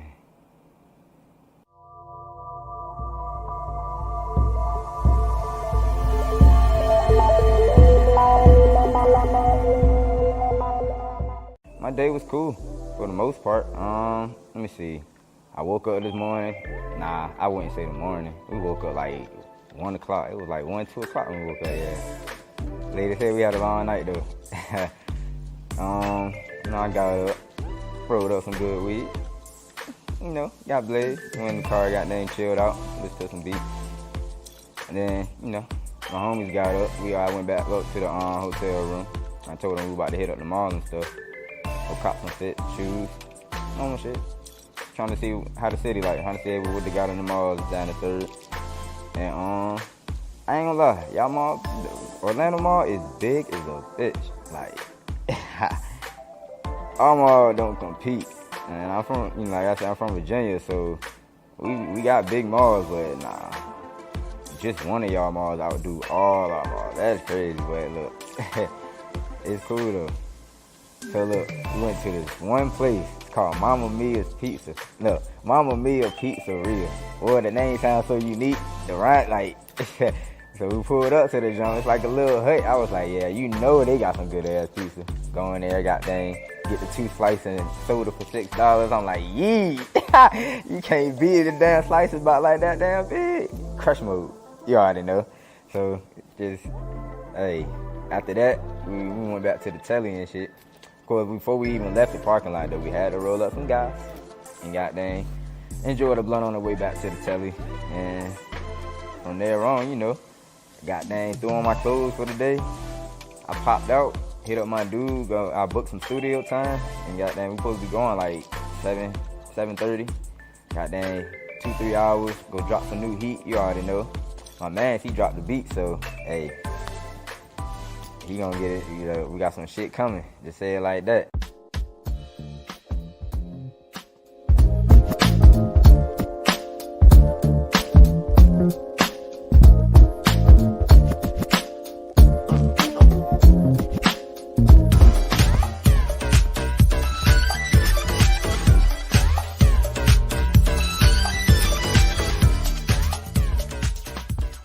So you have an idea, a brilliant concept for a movie that has been brewing in your mind. You can see it on the big screen, captivating audiences, leaving a lasting impact. But what now? How do you turn that idea of yours into a reality, bringing it into a full-fledged film?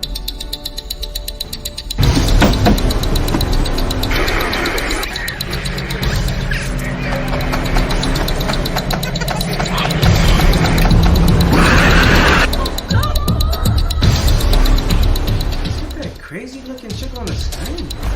Get you on that. I got so many women problems. My X chromosomes, they ain't never show up.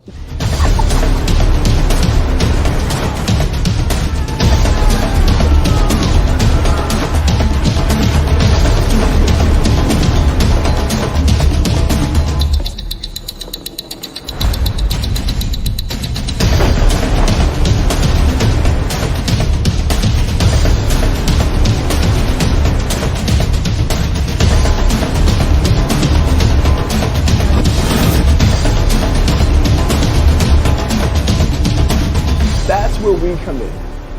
We're a team of experienced producers who specialize in turning your ideas into reality.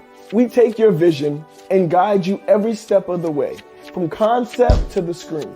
And the best part, it won't cost you a dime to learn how we can turn your idea into a motion picture.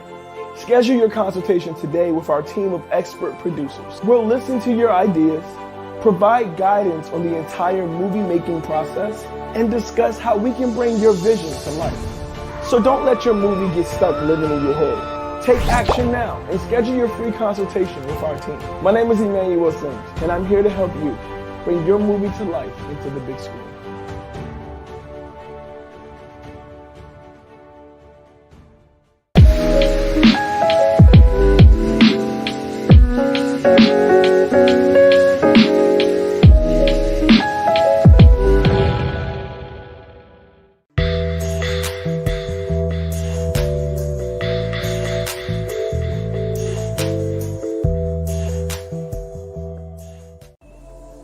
So yeah, on the way here though, is like we stopped by the store, got some more blunts because we gonna need some blunts when we leave to roll up again. I love smoking, so I roll up all the time. Realized we ain't had no gas when we got here. Like I looked at the tank, I was like, we were just at the fucking gas. Like we was at the gas station, why we ain't getting no gas? Most rookie mistake when you driving and you just not paying attention, you just trying to get to where you trying to go. So, let's say on the way actually coming to Orlando, we almost ran out of gas. Like, we were driving and I was tuned out, we just zoned out, listening to music, driving fast. Didn't think to look at the gas, and as soon as I looked at the gas, that thing was on E. I was like, ah. So of course, we racing. I'm racing trying to find the next gas station. Finally found one, and when we got there, they had this little Mexican restaurant in the store, and I'm telling you, they had some type of beef they made. They put potatoes in the jump, and they threw it on the taco. Yo, crush mode at its fine, like crush mode at its finest. That's all I can say. That shit was good as a motherfucker. Cheap too, just for it to be at a gas station. Though, I'm like, yeah. So got gas, and got back on the road. We got into town kind of late, but hey, we still made it, and we enjoyed ourselves for the night. Down there, stayed up all night. We ain't go to sleep till like 7, 8 in the morning. I try to make music for all the crowds, so like I don't just stick to one crowd. I bounce around categories, and I go in, get in that cash. How you gonna act? You don't know. Fucking, I'm getting that money. That's every day. I be on the go. People be claiming they hard, but I already know from the jump, these niggas foe. I'm an aim steady killing. You already know, nigga, got the fofo. Never gonna miss. I'm on the theme, you already know. Getting that cash. I got the team, we getting all this dough. People keep talking, the niggas foe, and I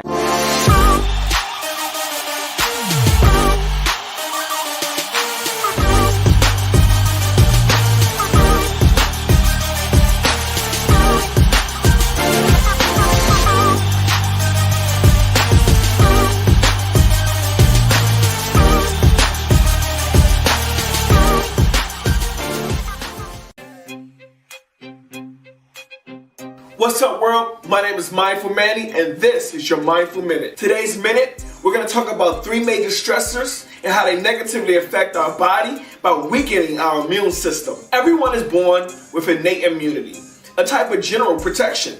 For example, the skin works as a barrier to block germs from entering the body, and the immune system recognizes when certain invaders are foreign and can be dangerous. There are 3 major stressors that weaken the immune system, making your body susceptible to other negative and unwanted diseases. The top 3 major stressors that hurt the immune system are: 1. The guilt complex.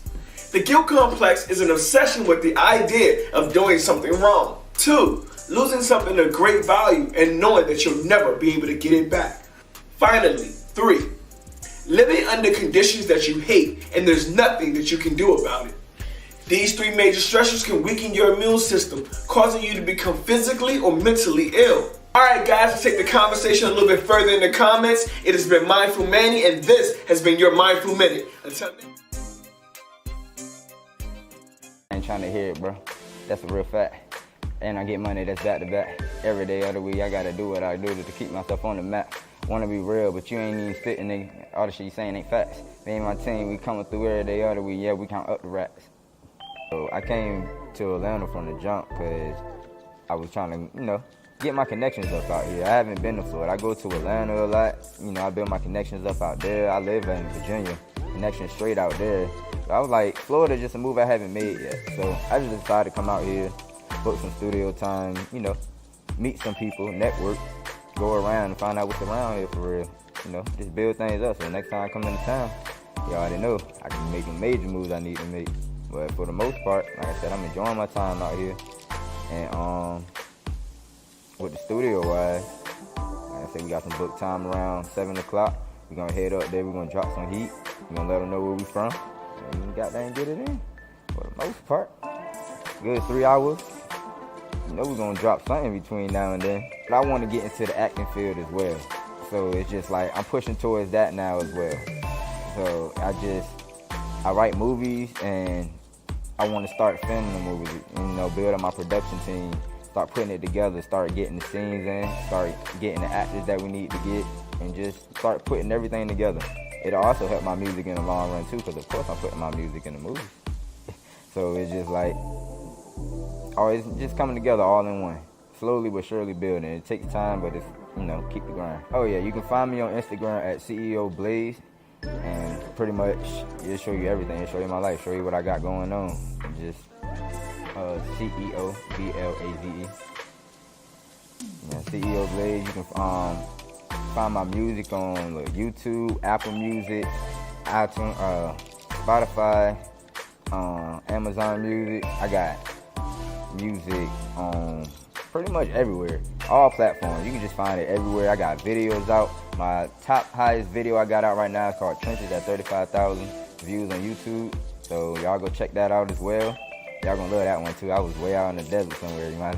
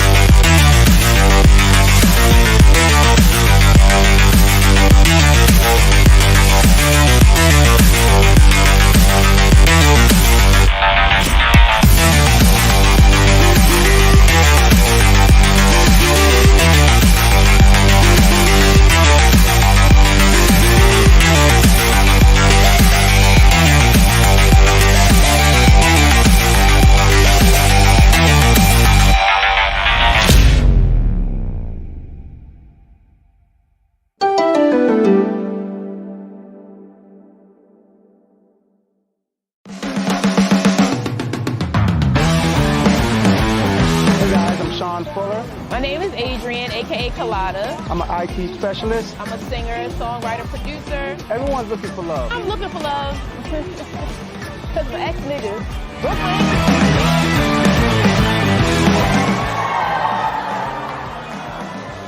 With a touch of ass.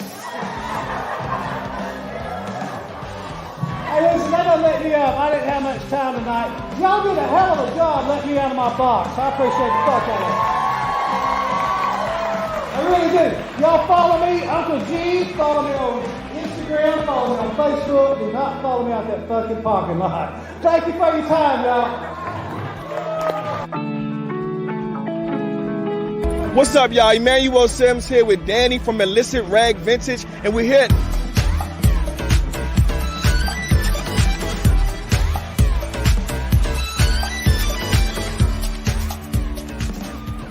So you have an idea, a brilliant concept for a movie that has been brewing in your mind. You can see it on the big screen, captivating audiences, leaving a lasting impact. But what now? How do you turn that idea of yours into a reality, bringing it into a full-fledged film?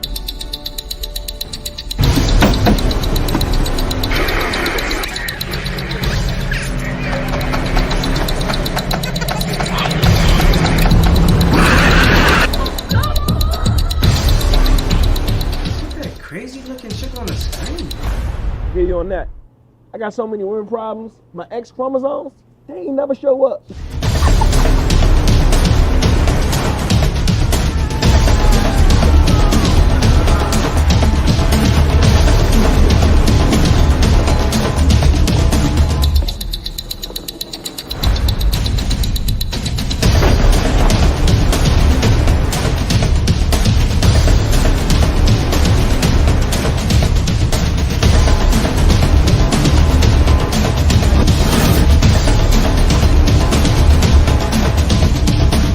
That's where we come in. We're a team of experienced producers who specialize in turning your ideas into reality. We take your vision and guide you every step of the way, from concept to the screen. And the best part, it won't cost you a dime to learn how we can turn your idea into a motion picture. Schedule your consultation today with our team of expert producers. We'll listen to your ideas, provide guidance on the entire movie-making process, and discuss how we can bring your vision to life.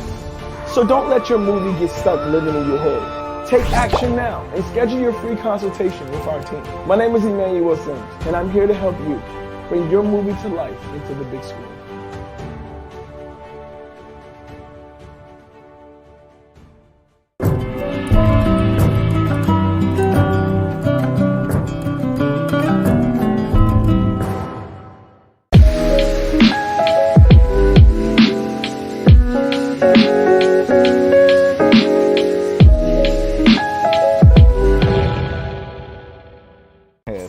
So I got a new single coming out. It's called Oh Yeah, pretty much.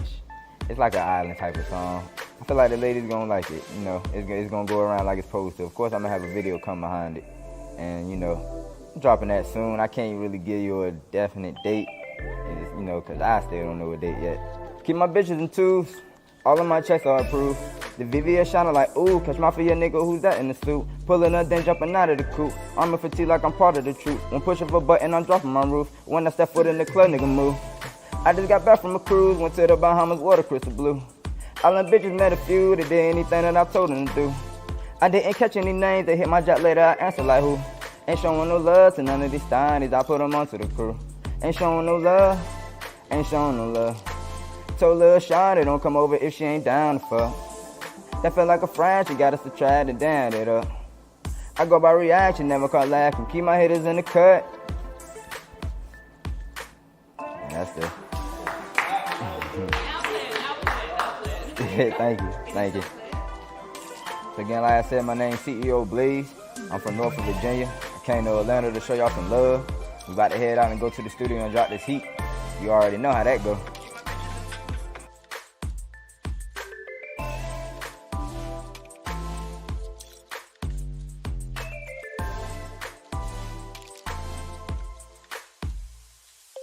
CEO Blaze.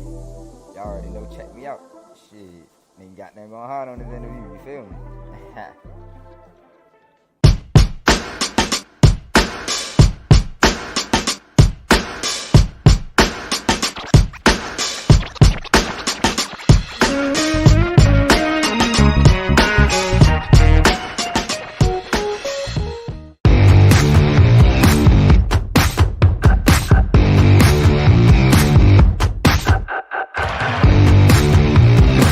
you see the news?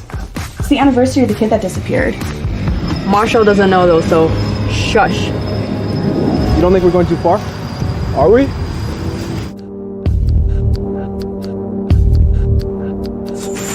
feel like I'm in some bad student movie.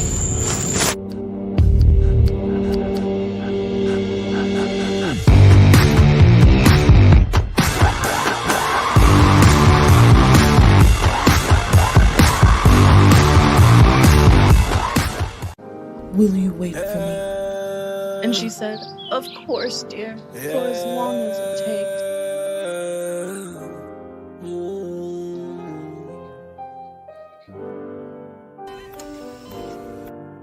I'm so sorry.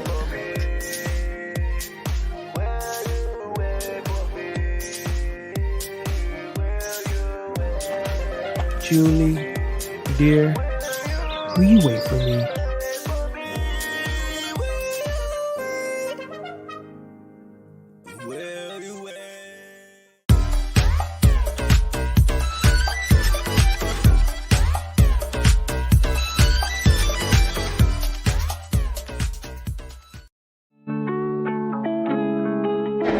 I go by the name Nagaso. You can find me on Instagram at NIGASOUL. Nagaso. And I'm in Baltimore. I'm a Baltimore-based artist. I'm an emotional-based artist. First off, let's clear that up. I'm an emotional-based artist. I'm one of a kind. You're not gonna find too many people like me. And my theme is hearts. I put hearts in all of my pieces, and I use a half a heart as my theme symbol because we all broken in some way. So come follow me at NIGASOUL at Nagaso.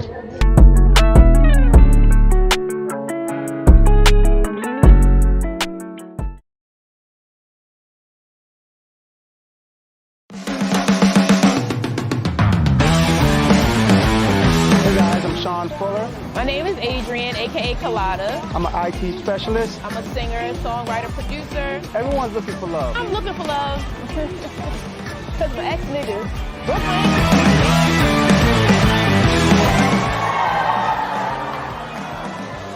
With a touch of ass. Hey, listen, that doesn't let me up. I didn't have much time tonight. Y'all did a hell of a job letting me out of my box. I appreciate the fuck out of it. I really do. Y'all follow me, Uncle G. Follow me on Instagram. Follow me on Facebook. Do not follow me out that fucking parking lot. Thank you for your time, y'all. What's up, y'all? Emmanuel Sims here with Danny from Illicit Rag Vintage, and we're here.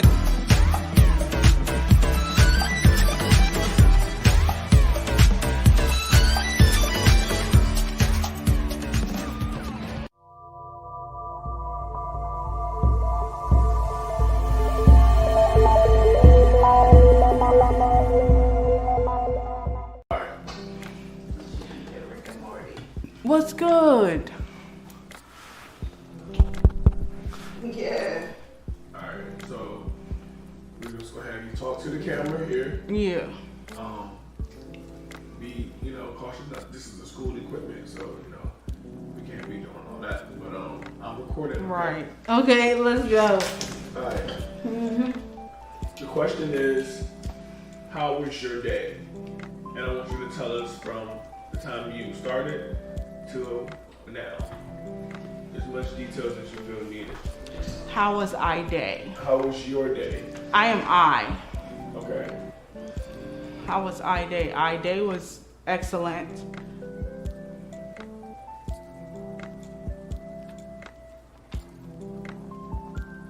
Say that one more time. I day was excellent. So I want you to tell me what you did from beginning to end. All the details. I just did not shit. Like, I did not anything. I did I woke up in my Airbnb and I was like, oh, what am I gonna do today? It's my last day here. How do I accumulate enough of what's on my foot, which is Satan. So I was like, all right, I gotta think of something. So I said, I'm going to Universal Studios. So that's exactly what I did. And then I asked the security at the gate, I said, how do I get to Full Sail University? And then he was like, you just get on the bus and go to Full Sail. I was like, great. I was like, which one? And then I found it. And then I was like, there on the bus, recording me going to the school. And I got there, and it was like the most latest event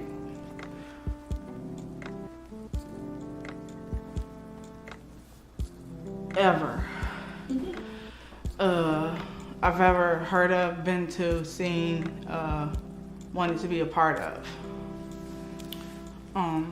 So yeah, I had a great day. Like I bought this. I just want to go. Bought this. It says I love. And my TikTok is I love sprinkles. And it doesn't spell it, it's just a heart. So it's just like I have it as I love LUV sprinkles with the Z at the end on TikTok.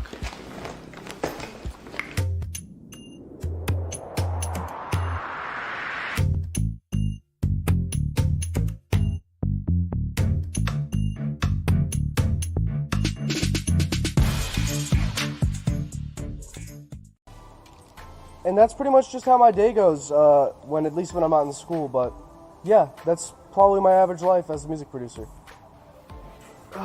My name is Matt Miami, or Matthew Haber, from Miami Beach, 305. You can find me on Instagram at MATT__Miami. My email is mattmiamibeats@gmail.com, MATTMIAMIBEATS@gmail.com, and reach out. I love hearing what people have going on. I love working with anyone who has a good spirit or anything creative. I absolutely love. So you're watching the Indie Movie Network, and this is Matt signing out.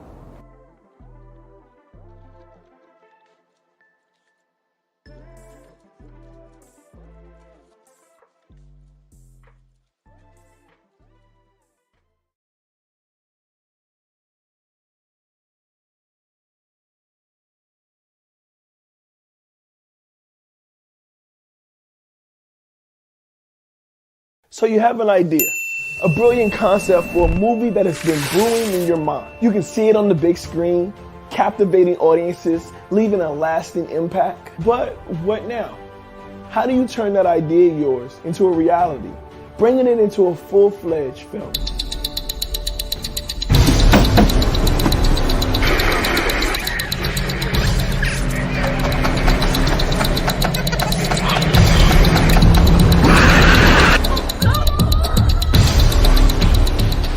Crazy looking chick on the screen. Get you on that. I got so many women problems. My X chromosomes, they ain't never show up.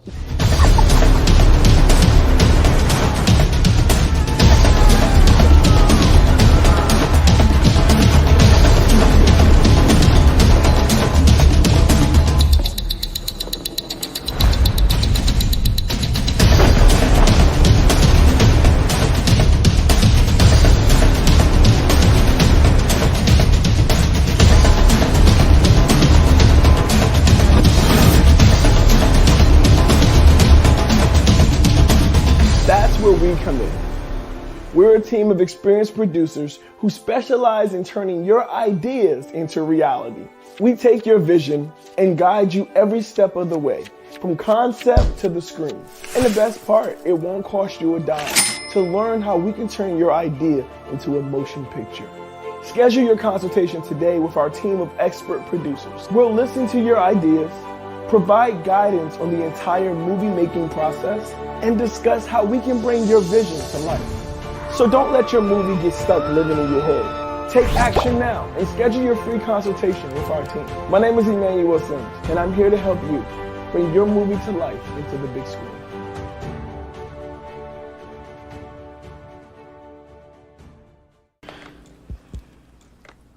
Yeah, so that was, I have plenty of, not videos, and cool things happen there. You can also find me on YouTube at Vanny Vlog, VANNIE, you know, with the heart at the top. And vlog is, you know, what you like to watch. To Hall of Fame, we're there all week at the ISS, International Student Society. It's ISS on Discord. So I just got here today to meet these people. So these are my club friends, and they're the very best friends you own. So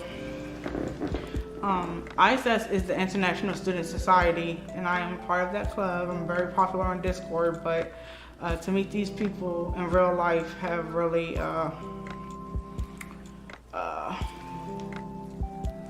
brought me a marvelous distance. So I'm a member of ISS as well, one of the mentors. I am a mentor myself. I think we met on the Zoom one time. Maybe, was you on the Zoom meeting? Yeah, what is your Discord link? It may be Overtime Sims or OTS, I don't know. Okay, I remember that name. Okay, yeah. Sims. Sims, yeah. That's Overtime Sims? Yeah, that's me. Really? Yeah. Tell me, talk to me. Really? Yeah. Overtime Sims. God. Overtime Sims. Yeah, I like that. I like the Sims. That game will give you focus. Man, I asked for some chips. I couldn't get those. I asked for a t-shirt. They told me I had to scan the thing. I scanned both of them and put Savannah and Savannah. So I better get 2 t-shirts. No, I'm just playing. I do need a t-shirt though, because I know y'all have laws out here. And I got a tank top on up under this, you know what I'm saying? So I can't be walking around with a tank top on in like March, the middle of March. You know, it's not even the middle yet, so yeah. My favorite part about the Hall of Fame event today on Tuesday, which was the second day. So my favorite part was when our professor got on stage and like, cool, you know what I'm saying? Like, yeah, I love our professors at Full Sail University.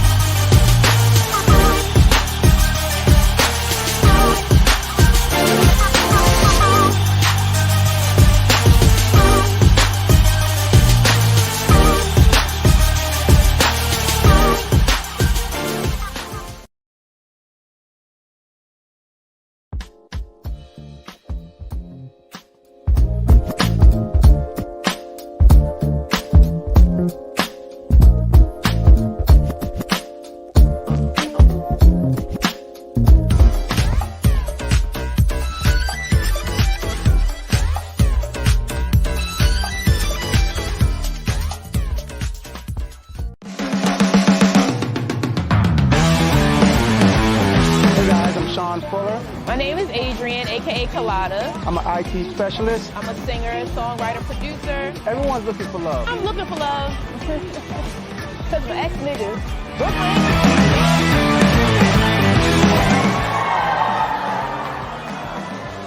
With a touch of ass.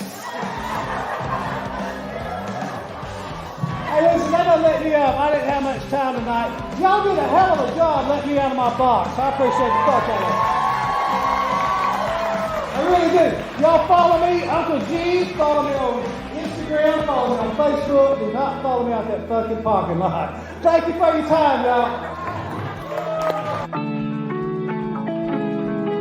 What's up, y'all? Emmanuel Sims here with Danny from Illicit Rag Vintage, and we're here.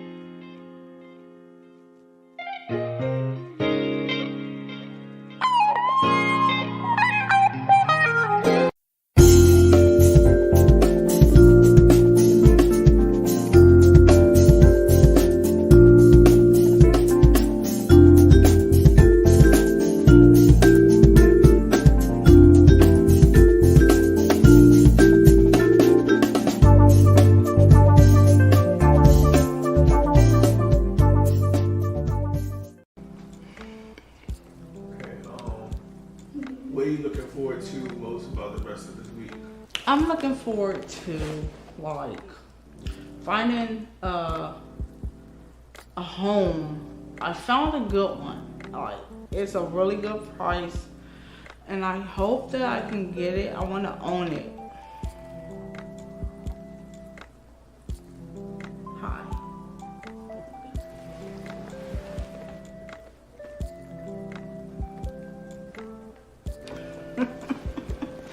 I told you it was high. So what happened after after the For Sale Hall of Fame was over today? At 5, I like went to where that restaurant is on campus. And I sat there for a little bit with Yanni, and then Yanni was like, want to go inside? I was like, yeah. So I went inside with Yanni, and then Yanni was like, bye. I was like, later, bud. And he was like, gone, and I was like, okay, I'm going to do some classes. You know, I gotta get this lecture in real fast, because I was gonna wait there till 10 p.m. to do the lecture, but then I was talking to a buddy of mine, and he asked me to do an interview, so I was like, okay, I'll just go to the lecture when I'm supposed to. And then I'm here, so, but then I walked around the campus and played and stuff for a little bit. What kind of stuff did you play? I played with leaves and flowers and palm trees.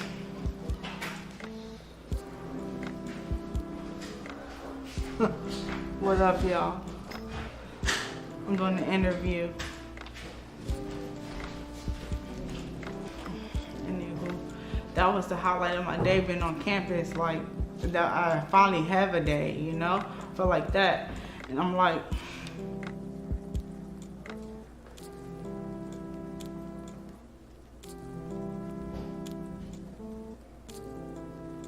yeah. This is like the life right here, because this is space on the screen just moving.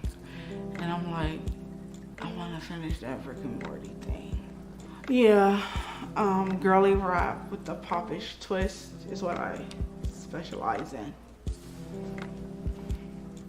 So it goes like this. Stand up. Sit down. Stay here. I'm gonna put this up and lean back. How about that? Alright, so it goes like this. I need you. And then it goes, baby, come here now.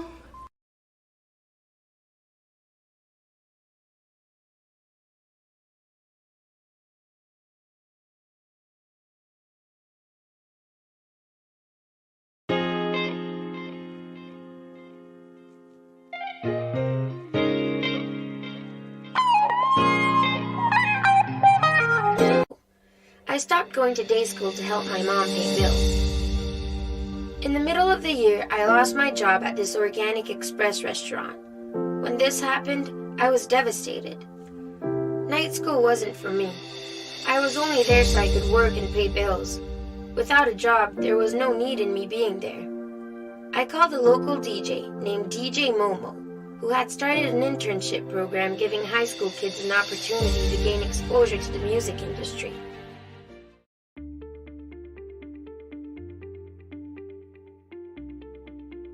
Hi, my name is Emmanuel Sims, but you may know me as Overtime Sims. I'm a rap artist, a film producer, and an author.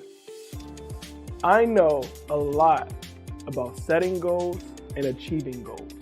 First, you need to know what you want. What are your goals? Once you know what you want, you need to set a plan. What steps do you need to take?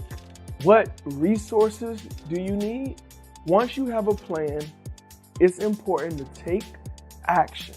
Put your plan into motion and don't give up.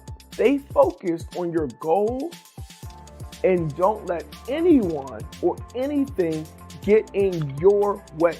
If you follow these steps, you'll be able to achieve any goal. Go out there and make your dreams a reality.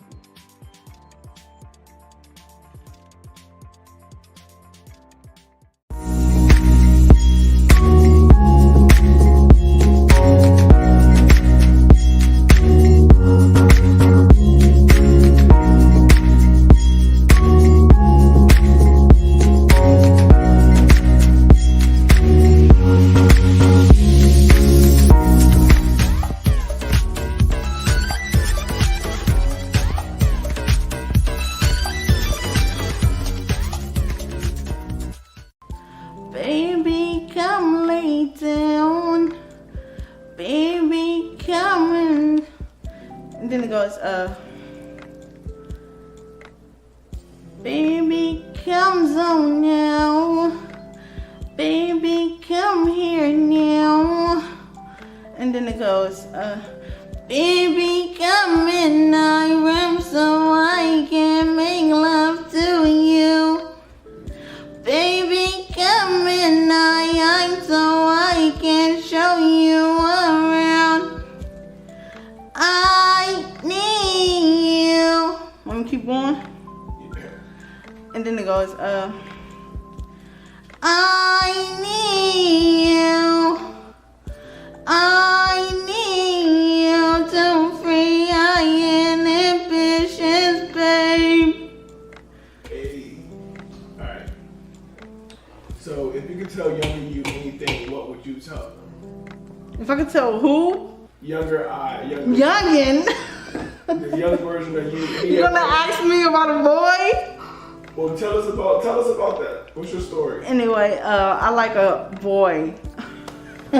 So I'm just teasing. I want to tell the truth what I'm supposed to do. Okay. I like Christ. Yeah. And there's this song I wrote and it goes very hard. Just like very heavy. You know, the very heavy is very hard.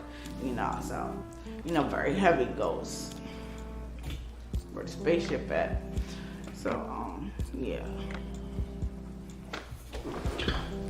Alright, so what's something you would tell your And I am Christ's girl. I am girl Christ. Anyway, I'm a boy, but that's why I said it wrong. What does that mean to you? What? That my name is Corey, the Lord's boy? Because I am Corey, the Lord's boy. I named myself because take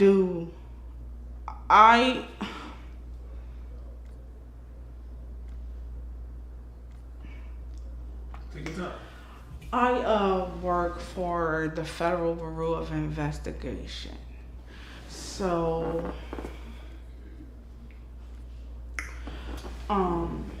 for me to figure that out about Calvin, the Lord, I'd just be here right now. Alright, just tell us your Instagram. Give a shout out to whoever you want to give a shout out to. Guess what? You know me from Instagram. That's how many pages I have. All of you.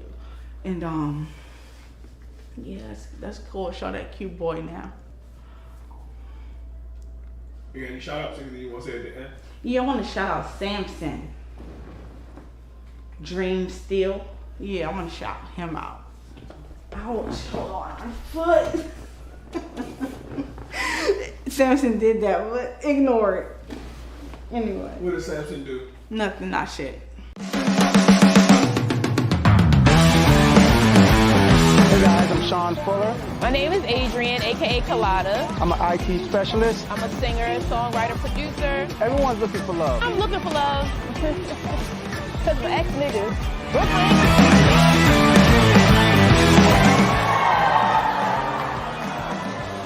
With a touch of ass. Hey, listen, that doesn't let me up. I didn't have much time tonight. Y'all did a hell of a job letting me out of my box. I appreciate the fuck out of it. I really do. Y'all follow me, Uncle G. Follow me on Instagram. Follow me on Facebook. Do not follow me out that fucking parking lot. Thank you for your time, y'all. What's up, y'all? Emmanuel Sims here with Danny from Illicit Rag Vintage, and we're here.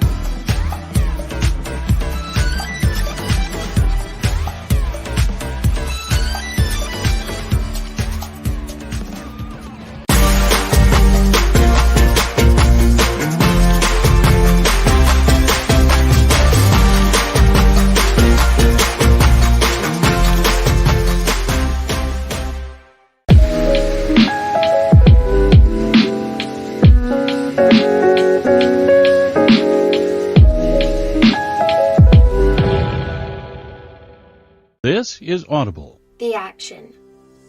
After planning, you have to start doing. I created a new website for myself. I made a new YouTube channel and made most of my old videos private. I put up only music I wanted people to hear.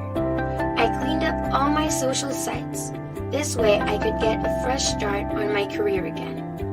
When I hit them, they didn't see it coming, and I was like a whole new artist. Not anything, sir. You know, it's an interview. You're supposed to tell us what does Samson do. Sir, not anything, sir. Copy. All right, so that's it. But anything you want to tell your younger self? Yeah, anything I want to tell my younger self? I would like to tell her to like write. Never send. You know what I'm saying? All right. Hi. All right, so now just say your name and say you're watching the Indie Movie Network. And I would say my name is, and thank you for listening to me in my day. What is the indie? It's a Roku network. I'll show you in a second. Is it Movie Network? Yeah. Okay. So just tell them who you are. Because this thing is like moving. So I'm like, still Savannah. Thank you for watching the Indie Movie Network. What was it? That was good. Do it one more time. What was the first word? The Indie Movie Network. Yeah. Still Savannah. Thank you for watching the Indie Movie Network. And that was my day. Thanks, sir. She said that's Thank you for watching the Indie Movie Network, and that was my day. And that was my day. Really? And that's how my day was. Just say, and that's how my day was. And that day was great. Today was great. I appreciate today. Yeah. And thank you for this interview because I like to talk. Well, tell us more. Yeah, I like to talk to girls because they know our business. You know, so I have to talk to them because they're our friends, all of them, no matter who they are. Because I'm a girl myself. So that's what we do. We do fun things and we always make a plan to make something fun happen. That's why we, like Valley Baby says, we are making plays. That's what girls do. You know, her voice is hitting hard. All right, cut it. That's it? I mean, we can keep going. Okay, well, my artists that I love because they are myself. Okay, I could go on for days, but there's about a handful. Well, make sure you talk to this camera too. Yeah, because I'm the best one. Squad. Did you say? But they are, you know, who I just mentioned, and then Rico Nasty. Oh yeah. And then Asian Doll, and then, you know, Native American Doll. What were you gonna ask? That's it. That's how my day was?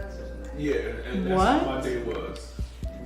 No, we're And that's how our day was. Yeah, and that's how my day was.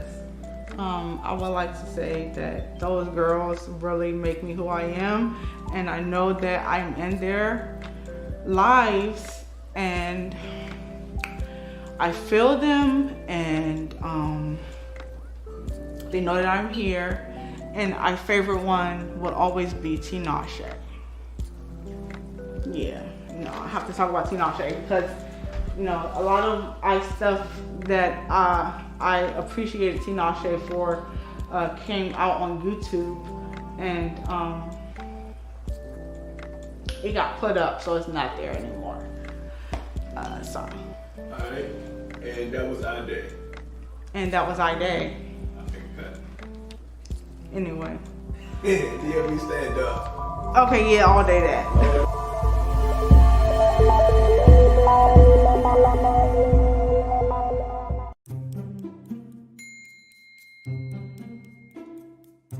Hey guys, Emmanuel Sims here. I just want to give a big thank you to the Pike County Public Library District, allowing us to read our new book, My Feelings Families by Yasmin Beeks and myself, Emmanuel Sims. We had an amazing time. We got to do the chessboard with Noah, and Noah got to build his own book, which is amazing because that's great exposure, right? And the kids really enjoyed the read. So I just want to say thank you. Absolutely. Me too. And just wanted to say thank you so much. And we also have our feelings bracelets for our mixed emotions, our anger, our impatient, and we also have our pink for the butt. So I just want to say thank you guys for everything, and to make it a great day or not, if no one told you to love you today, know that God loves you and so do I. Drippity, drippity. Anything you want to add, Yaz?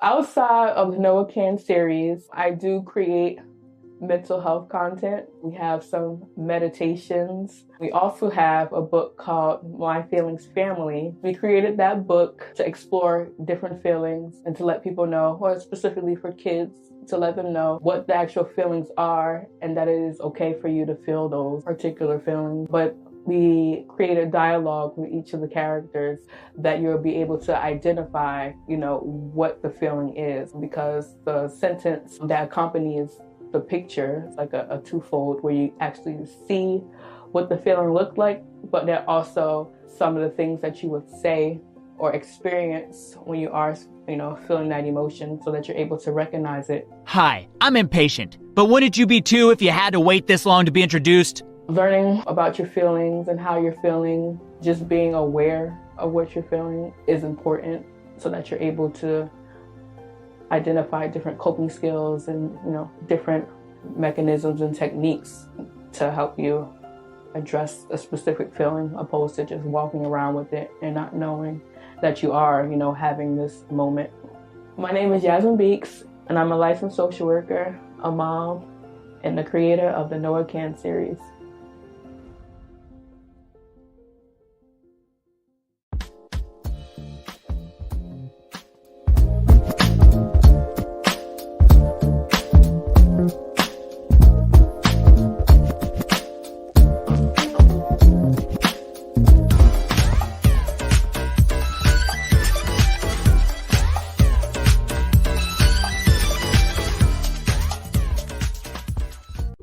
How do you live with yourself? How many old people a day do you con into getting their social security and credit card? You slimy bastard. You know what? I hope tonight on your way home you get hit by a bus. You hear me? From the creative mind of Emmanuel Sims. When the annoyed find themselves even more annoyed. Potential scam, starring Electin.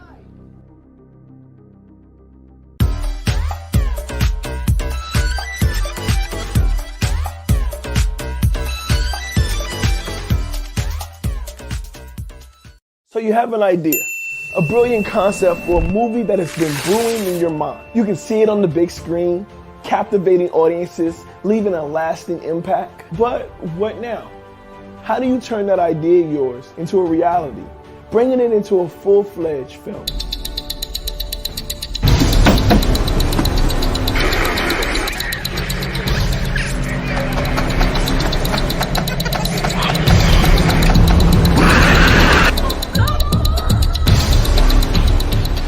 Crazy looking chick on the screen. Get you on that. I got so many women problems. My X chromosomes, they ain't never show up.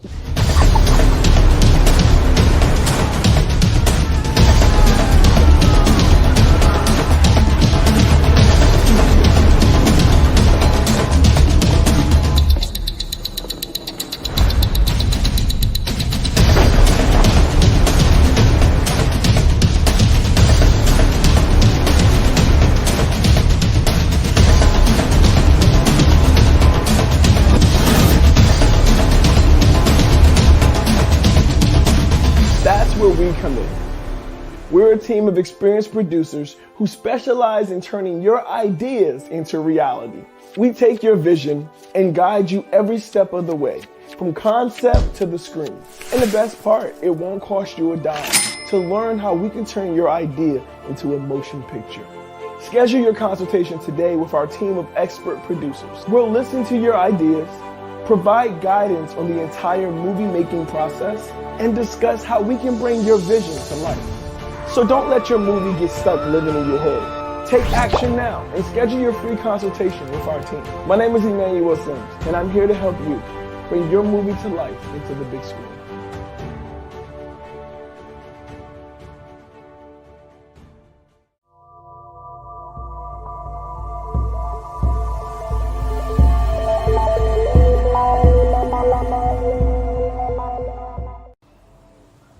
So, today I woke up around 9 o'clock. The first thing that I like to do when I get out of bed is just kind of look around and be grateful for what I have. You know, I've got good health, I've got a happy family. That's all I can really ask for. So I woke up, I made myself some breakfast, eggs and toast. And what I like to do when I wake up and I don't have class is I like to get straight to learning. So I woke up and I watched a master class by Paul Willie Womack Green on his mix of Ella Mae Flossie's song Riverside. And that took just about 2 hours. Around lunchtime, I'll go ahead and get some lunch. I like to go for a drive, such a quick drive. I absolutely love my car. I like building cars, I like working on cars. Today I watched a masterclass by Paul Womack Green on his song with Ella Mae Flossie called Riverside.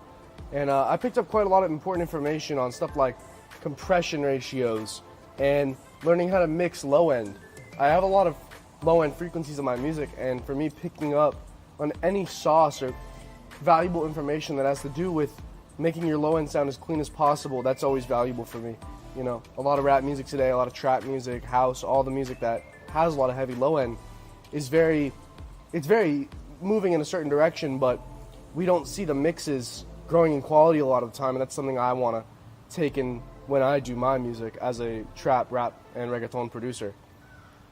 So, he was talking about mixing basses and 808s, layering them. That was a very interesting topic to me, as well as how he mixes background vocals. And that's something I have issues with quite a bit. So, learning that information really added to my day. So, I wrote it all down in my notebook, and I headed out for a little drive. And, I went out to Ecomahatchee Trail and drove about 5 or 6 miles and came back. I think for me, driving is something I have to do before I go and get into a deep state of thought, like mixing, as I went back to my apartment and I started to mix a record for my artist, Storm 2X, Brian Harley Storm, my boy. Euphoria coming soon. Euphoria coming soon. Stay in touch. Euphoria. So, yeah, I sat down and I was looking over one of the songs. I'm not going to say the name, but I've been mixing alongside my main engineer, Alejandro Suarez. A has produced it, A has mixed it. Alejandro, I love you. That's my family right there. Shout out Isaiah too. And we sat down and looked through that mix a little bit, and we've been preparing more beats for that project as well. So I got to work, opened up my Splice. I really love Splice. It's one of the softwares I can actually talk about using because I have a lot of sauce I don't give away when it comes to samples, but I will give out one right now. Nash Music Library.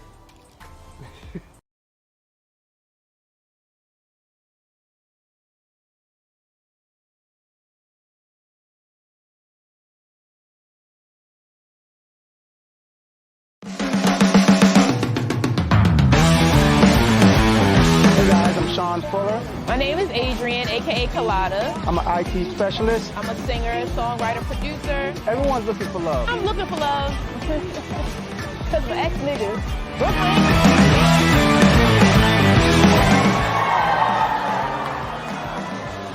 With a touch of ass.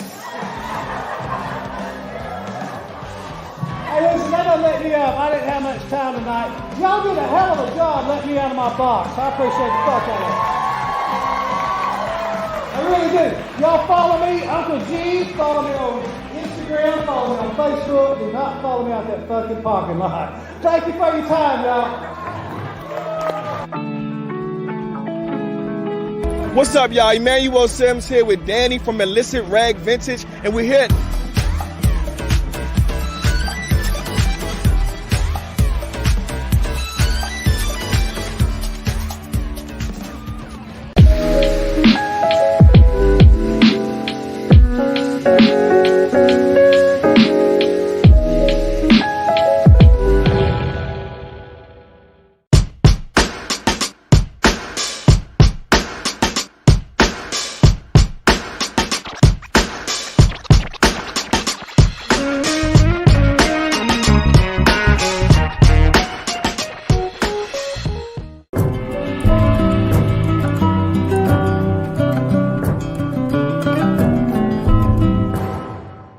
So you have an idea, a brilliant concept for a movie that has been brewing in your mind. You can see it on the big screen, captivating audiences, leaving a lasting impact. But what now? How do you turn that idea of yours into a reality, bringing it into a full-fledged film?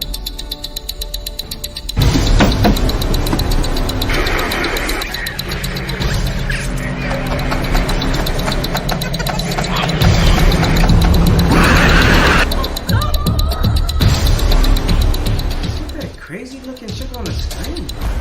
Get you on that. I got so many women problems. My X chromosomes, they ain't never show up.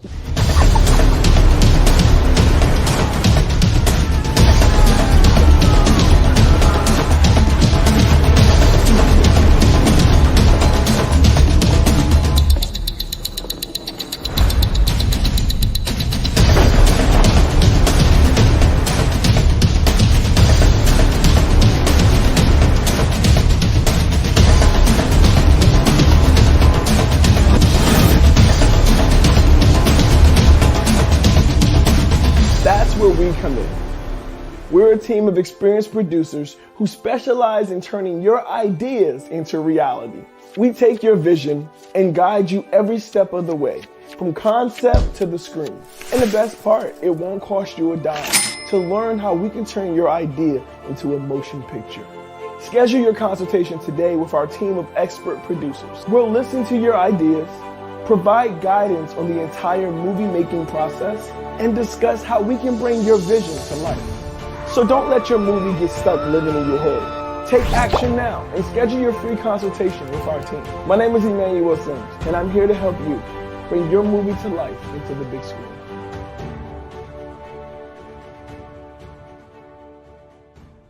This is Audible. The action. After planning, you have to start doing. I created a new website for myself. I made a new YouTube channel and made most of my old videos private. I put up only music I wanted people to hear. I cleaned up all my social sites. This way I could get a fresh start on my career again. When I hit them, they didn't see it coming, and I was like a whole new artist. Nash Music Library is a really sick software I also like to go and check through for my samples when it comes to music. So I went through, got some samples, I made about 4 beats, and didn't do any rough mixes or anything. I decided it would be a good idea to hit the gym, you know, gotta get the blood flowing, promotes good mental health. Someone like me and people who like me, students of Full Sail, it's very important to get out and breathe some fresh air because, run that back. Oh, true. I'm using different audio, all right. Around 5 o'clock, I hit the gym. For me, nothing crazy. I'm not a bodybuilder or anything, but for me, getting outside and getting your blood flowing is really important.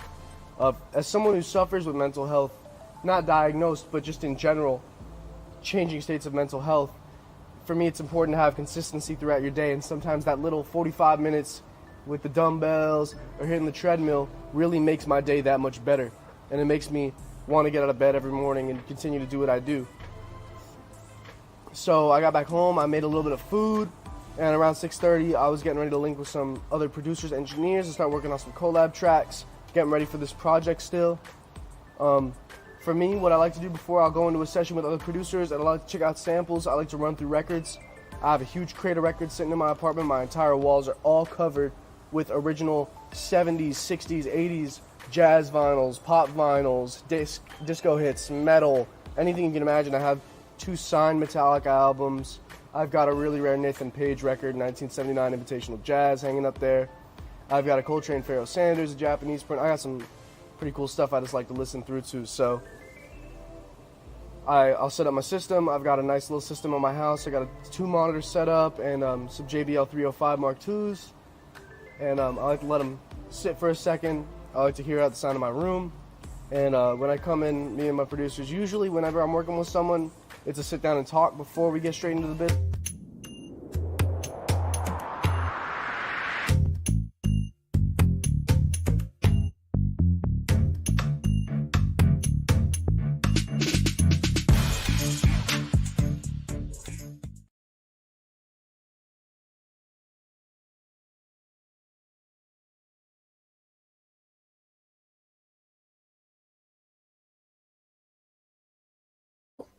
I stopped going to day school to help my mom pay bills. In the middle of the year, I lost my job at this organic express restaurant. When this happened, I was devastated. Night school wasn't for me. I was only there so I could work and pay bills. Without a job, there was no need in me being there. I called a local DJ named DJ Momo, who had started an internship program giving high school kids an opportunity to gain exposure to the music industry.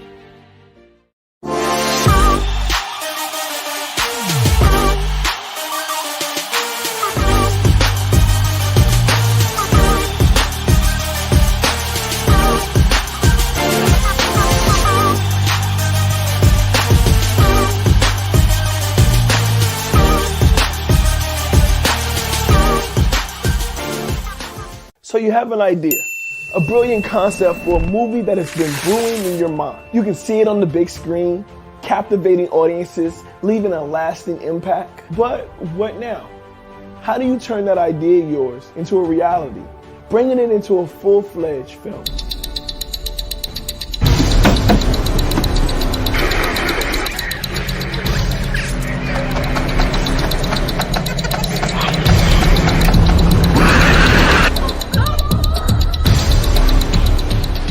Crazy looking chick on the screen. Get you on that. I got so many women problems. My X chromosomes, they ain't never show up.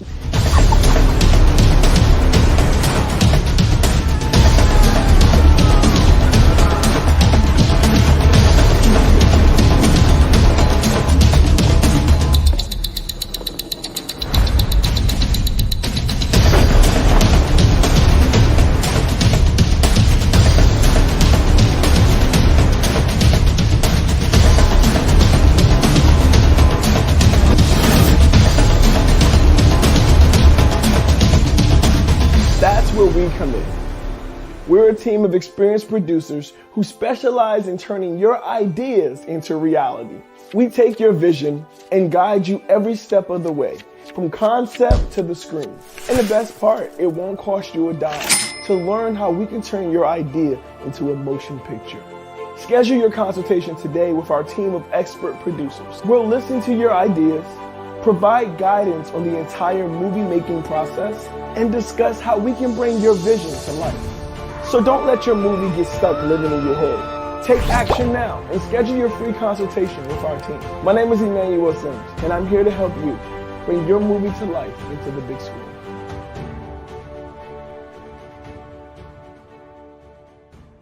In a business where vibes are a key to what you're doing, I feel like getting in someone's head how their day has been, what's going on in their life, just a little bit can help you reflect on what you want to do, especially when you don't have a creative direction in some points. For me, Storm is such a versatile artist that I can kind of go in with whatever mentality I want as a producer. So sometimes working with another one to hear about, oh, what's going on in your life? How was your day? What have you been listening to? Oh, you've been listening to Justin Timberlake? Maybe I want to make some stuff like Pharrell today. Who knows? So I like to keep a very open mind. So at night, session ran, we had a great time. I think we pumped out about 5 or 6 beats, not fully mixed yet. When I produce, I'll do a rough idea and I'll lay out chorus and verse, and then I'll come back to it when I'm doing mix and arrangement, and then I'll do a master. But I like to take my time when it comes to arrangement because I feel like it adds a lot to the music. So post is about 11 o'clock. I hit up a couple of my friends in my car club. Like I said before, I love to drive. So around 11 o'clock, usually at night I also like to take a little drive. I'm very big on driving. For me, it's something I've grown to love throughout the ages. I got my license during quarantine. I'm a young person, and it was a really rough time for me. So getting out on the road and having fun with my buddies was really important to me. And as someone who likes to work and build up cars just a little bit, and someone who wants to get more experience with it, sometimes just tapping in with your vehicle and sitting there with the windows down, listening to my engine sounds, it really helps me calm down and think about how grateful I am for my day again. I'm someone who's very blessed with a healthy family and positive living, and I get to live my dream every day. I don't like to take it for granted. I have a great group of friends, and I couldn't be happier with my life, to be quite honest. I don't think I could have anything better going on. A lot of people talk about money or fame. Those are two things I have never chased in this business, and something I hope that I can continue to stick to, as my roots are really with the people who have supported me since I have been working on the demo of FL Studio and running the output headphones of my interface into the input because you couldn't export tracks. Those are the people who make my day every day when they hit me up and shoot me a call. But like I was saying, around 11 o'clock, me and a couple of my buddies from our car crew, we have a spot we'll go to. We go post up, take some pictures, do a couple races in a safe environment, not under the influence of alcohol, marijuana, or any drugs. Zero tolerance for DUI. Do you hear me? Zero tolerance for DUI. That is bullshit.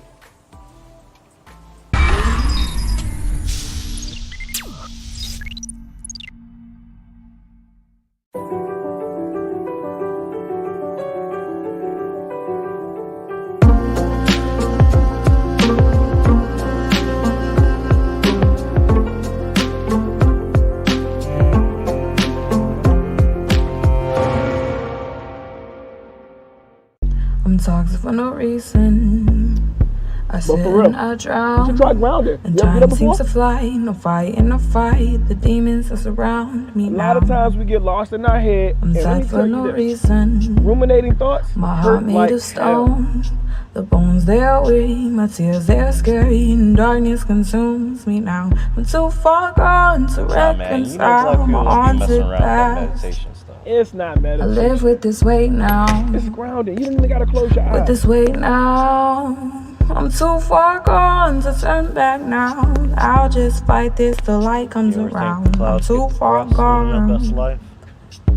Far gone. How else would you explain the rain? These people around me know nothing about me. I could leave them in a spell. Forget I got so many everything weird they problems. know. My X chromosome. You I never try show to up. stay happy, but stuff keeps on happening. I'm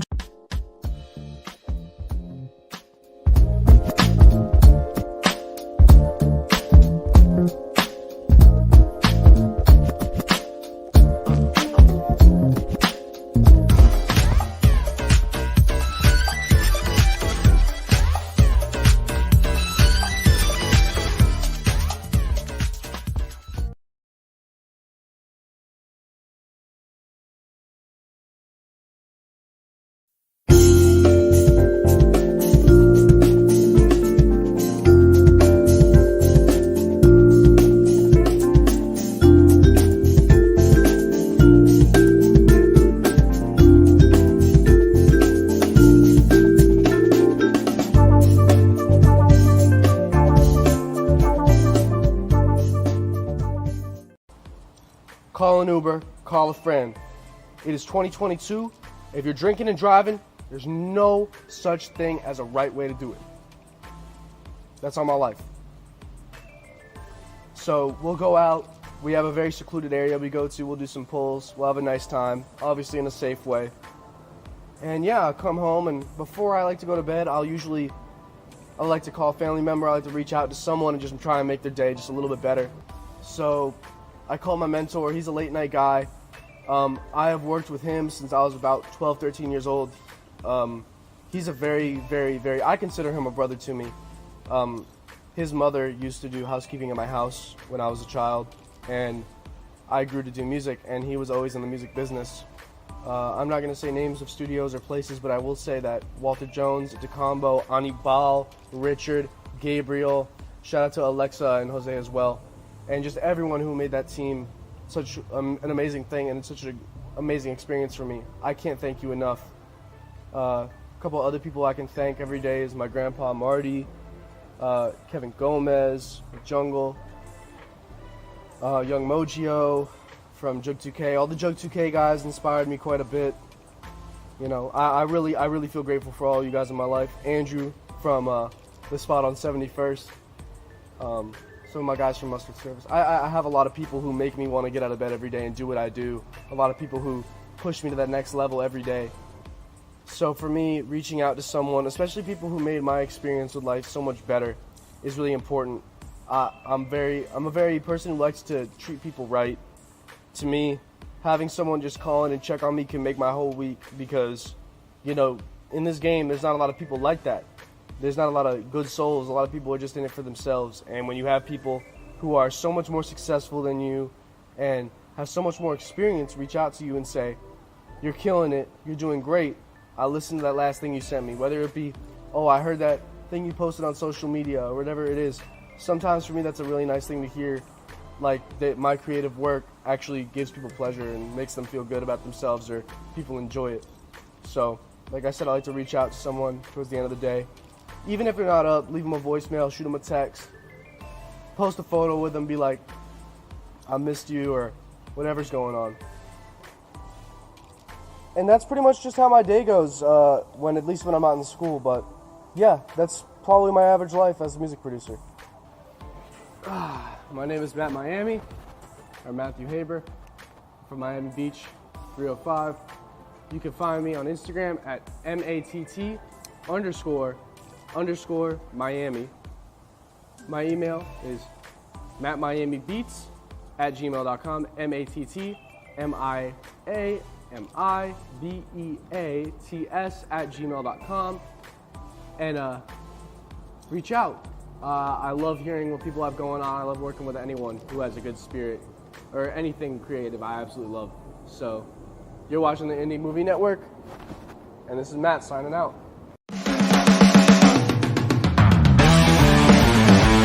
Hey guys, I'm Sean Fuller. My name is Adrian, aka Colada. I'm an IT specialist. I'm a singer, songwriter, producer. Everyone's looking for love. I'm looking for love. Because my ex-niggas.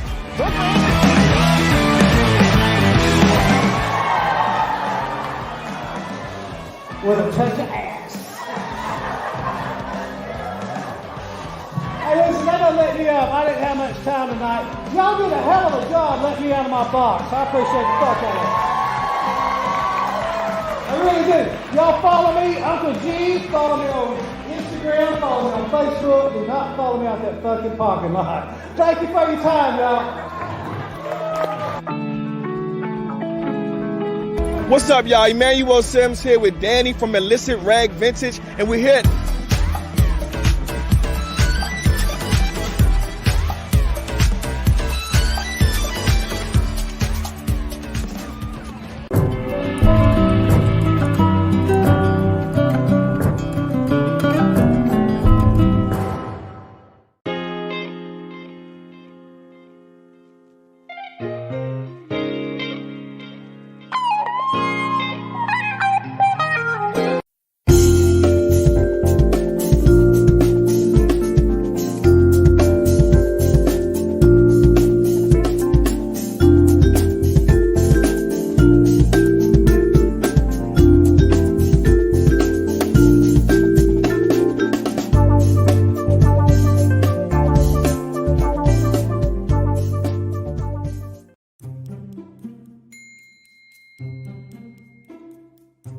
Hey guys, Emmanuel Sims here. I just want to give a big thank you to the Pike County Public Library District allowing us to read our new book, My Feelings Family by Yasmin Beeks and myself, Emmanuel Sims. We had an amazing time.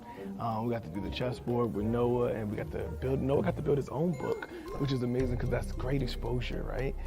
And the kids really enjoyed the read. So I just want to say thank you. Absolutely. Me too. And just wanted to say thank you so much. And we also have our feelings bracelets for our mixed emotions, our anger, our impatient, and we also have our pink for the butt. So I just want to say thank you guys for everything, and to make it a great day or not, if no one told you to love you today, know that God loves you and so do I. Drippity, drippity. Anything you want to add, Yaz?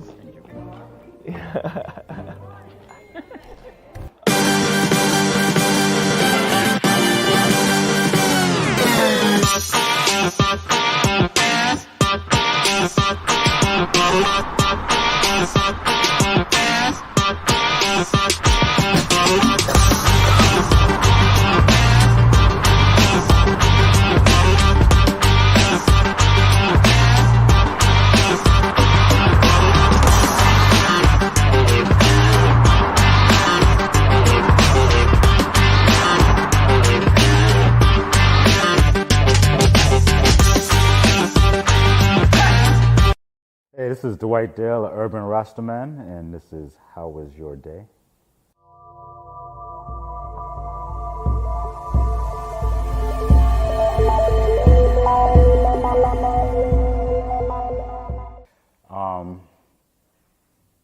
Every day is different. My day was good. Today was probably a little bit more challenging than most of my days. Well, no, I won't say that.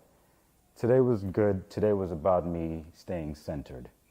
And from the beginning, I won't say that I failed to stay centered, but from the beginning of the day, I realized that it was going to be a challenge to remain centered the whole day. So I live in a house of women. I have 4 daughters. I have a wife. My mom lives with us. I'm surrounded by estrogen. I'm probably the most centered in the household outside of my mom. She's my focal point. She feeds into me as well. But that being said, I am in a house full of estrogen, full of women. So we have different moods, attitudes, conflicts to deal with, and I probably stay the most grounded out of everybody. So this morning, how was my day? I woke up. I normally have jobs to do, pest control, work, job, appointments, things to do out there. I did not today. Today, my only thing on my mind was preparing to come and talk about my day. For this moment, I'm trying to stay present in every moment. But when you're looking forward to something, you start preparing for it mentally. And some things take up more space in your mind than others. So from the moment that I woke up, I haven't been working out as much as I should have lately. So I determined that today I'm working out. My wife and I, we're great, but this morning, you know how sometimes in relationships, some days you're just not in alignment. Today was one of them days where we just were not in alignment from the start. And it throws me off. It throws me off a little bit. But I do my best to say no. I'm gonna stay as centered as possible. Everything is temporary. Those are the things I tell myself. Everything is temporary. Everything. This will pass. This will just so even the way that I'm feeling for whatever reason, it'll pass. So I said I'm gonna work out. One of my daughters wakes up. It's summertime, so everybody's home. One of my daughters wakes up, and first thing out her mouth is, "My phone broke." Which now. Just to give you a little backstory on that, everybody has a cell phone. Everybody's tied to their cell phone. This particular daughter, my youngest of 4 daughters, for whatever reason, whatever plan we got on the 6-person T-Mobile plan, her phone, of course, is the only one that doesn't have insurance on it. Of course, we found out the hard way. And of course, she's the one that continues to drop the phone, or I'm not going to blame her. That's the phone that continues to break somehow. Continues to shatter, break, and it's always at the worst moment, like about to go on a trip. Guess what? So today was another one of them days. Worst moment, I wouldn't say worst moment. I think she came to me with it last night when it was starting to give us some problems, but I was just too out of it and I fell asleep. So I had to deal with it as soon as she woke up, and she was not having it. Now, because we've been through it with this child previously, I do have a backup phone right in the drawer next to my bed. So as soon as I calmed it down for a moment, I was able to get the SIM card out of her phone and put it in the backup phone, which of course doesn't have Roblox and all the other things that her current phone has. So it's not the same, but at least she's still connected to the rest of the world, and it does create new problems. Like, I don't have everyone's number, so how am I gonna know who's texting me?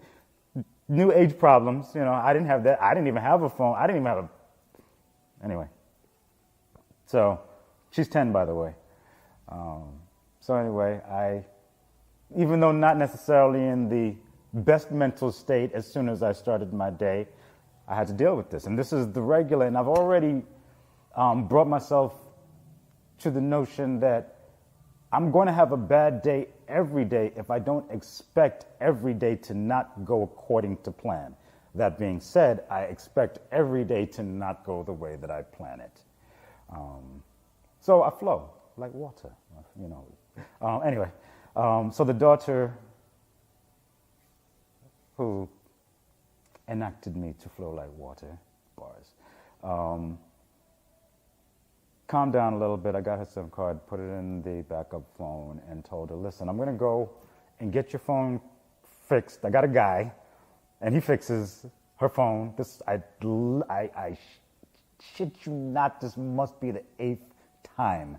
And when he sees my face, he just laughs every single time. Because, a little bit more backstory, not only is this the phone that doesn't have the insurance on it, but I still owe, because I checked T-Mobile this morning, $152 on the balance on this phone, which I should just pay it off instead of having the monthly $12.50 added to my bill, but neither here nor there. That being said, I got 6 people on the account. I'm doing what I need to do, all right? Anyway. So he's like, look, let me just sell you a new phone. I'm like, just fix the freaking screen, Akbar. I'm not being racist. It's really his name.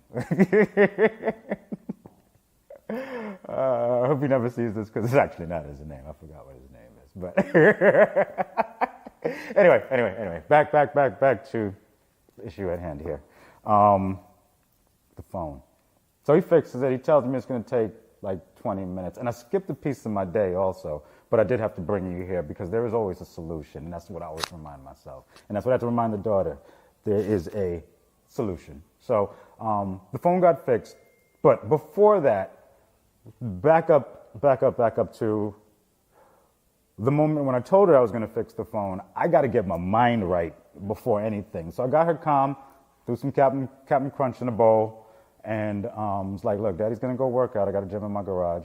My wife, who already saw that my energy was not where it needed to be, she already was in the gym, full workout, already 30 minutes in progress. So she's doing her thing. And I might have said something snarky to her, and she was like, you know what, I'm going to go work out. I was like, bet, you do you, I'm going to do me, self-care. So daughter sitting down, eating a cereal, told her I got to go work out first, I got to get my mind right. I go in the garage, wife is fully sweating, and you know, I'm really attracted to my wife, I can't lie. So I'm a little distracted in that moment, you know. Might also be part of the reason I woke up a little stressed. I'm not going to go there. Anyway, I see my wife in full glisten mode, listening to her Beyonce. Let the mic go. And that's not my workout. I'm more dead prez, you know, Mob Deep. I'm trying to get it, you know, I want to hit the pavement. So I jumped on a bicycle, you know what I'm saying? I jumped on a bicycle. I put in my headphones and told her I'll be right back, and I just got like probably a good 5-6 miles. Just got the wind in my hair, literally. You know what I'm saying? I just tuned out, put on a couple of tunes that I needed to hear, just to remind me of who the hell I am, remind me what I'm doing on this journey, remind me that everything is temporary. Sometimes you just got to remind yourself. And this is like 10 a.m. in the morning. The day hasn't even begun yet, and I'm already in a space where it's like, if I don't get my mind right, I'm going to have a bad day. You know what I'm saying? So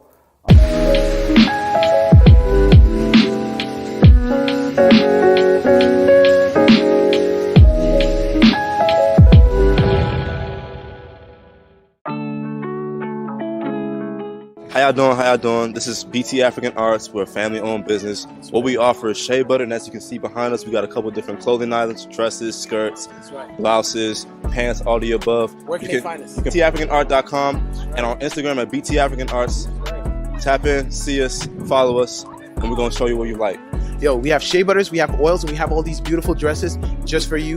Meet us anywhere. We are a Black-owned business. We are working, we are striving, and we come to you. We want to give you the best products. This is made out of raw shea butter and oils only. We don't do none of that synthetic stuff.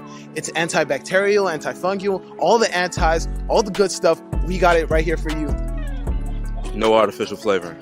That's right. Just Thank like you so that. much. Like you, boss. Later.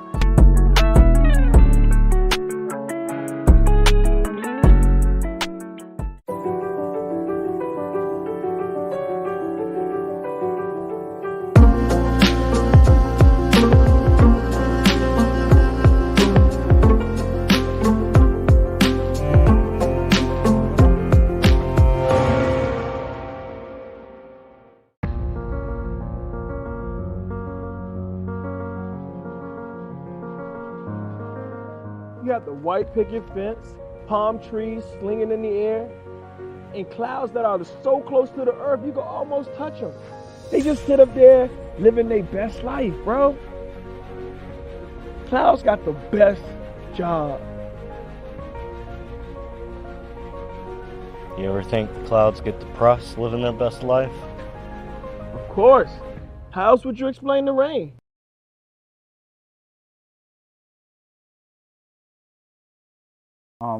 These workouts are important to me, and it's important that I get back on that grind. So today was day one again.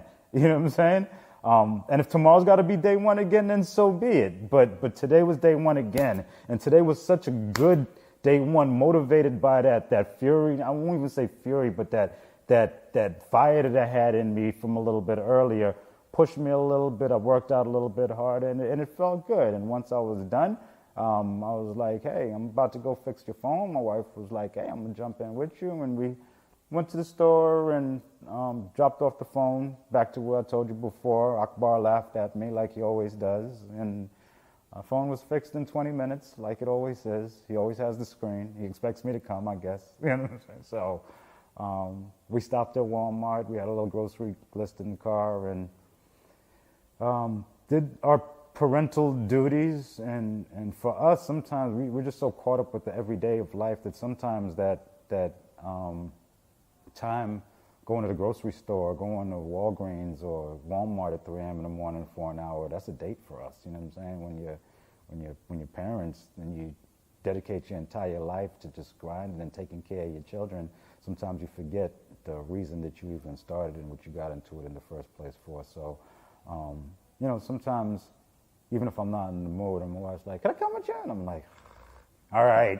And then within a moment, I start taking myself down that list, like, what if you didn't have a wife? What if she wasn't here? What if you didn't? And it's like, wait a minute. No, of course you come with me, darling. Whoa, what's wrong with me? You know what I'm saying? Sometimes you got to put perspective in your own head because we take things for granted sometimes. And I know I do. So I got to always remind myself the things that I love. And this world around me is a world that I built. So I can't get frustrated with it. I just got to do what I know I got to do on a constant basis and bring myself back to center. So that being said, we grabbed our stuff from Walmart. Remember, it's summertime, the girls are home, so everything on that grocery list is junk. It's like cookies and, you know what I'm saying, and Takis and whatever else, some spices. I'm like, could you choose some food items? Like, that's your job, Daddy? All right, well, so that's ice cream and what is the whipped cream, because they want to make smoothies and fruits but it's summertime, so what am I telling them? No? I mean, and a watermelon and some peaches and, because I don't eat certain things. So I'm like, all right, I'll get you the junk, but I got to bring the balance. So I'm going to bring the cherries and the apples and the grapes and the blackberries and the rest of the fruits. And we got tomato. They love tomatoes, and I got tomatoes growing in the backyard, so we go in the back. And, so, yeah, I'll get the junk because they're children, but I'm going to bring the balance in, and they love that too. So got home. My wife's like, I know you got somewhere to be at 4 p.m. Turned out to be 6 p.m. But she's like, I know you got somewhere to be at 4 p.m., so I'm going to go ahead and put the stuff away, and you go ahead and do what you got to do, which was basically, get my outfits together, get my mind right. It's always getting my mind right. Everything that you do is mental, and if I don't have my mind right, everything takes so much longer than it needs to. Everything is so much harder. Things that I execute like that, when my mind's not right, I just stare at it. Knowing that it's going to, and it always comes out, the best ever, but I just stare at it like, man, this is difficult. Like, nigga, what's wrong? Anyway, so, yeah, there's a lot of that, slapping myself like, what's wrong with you? That's, all of my challenges are in here. All of my challenges are in there.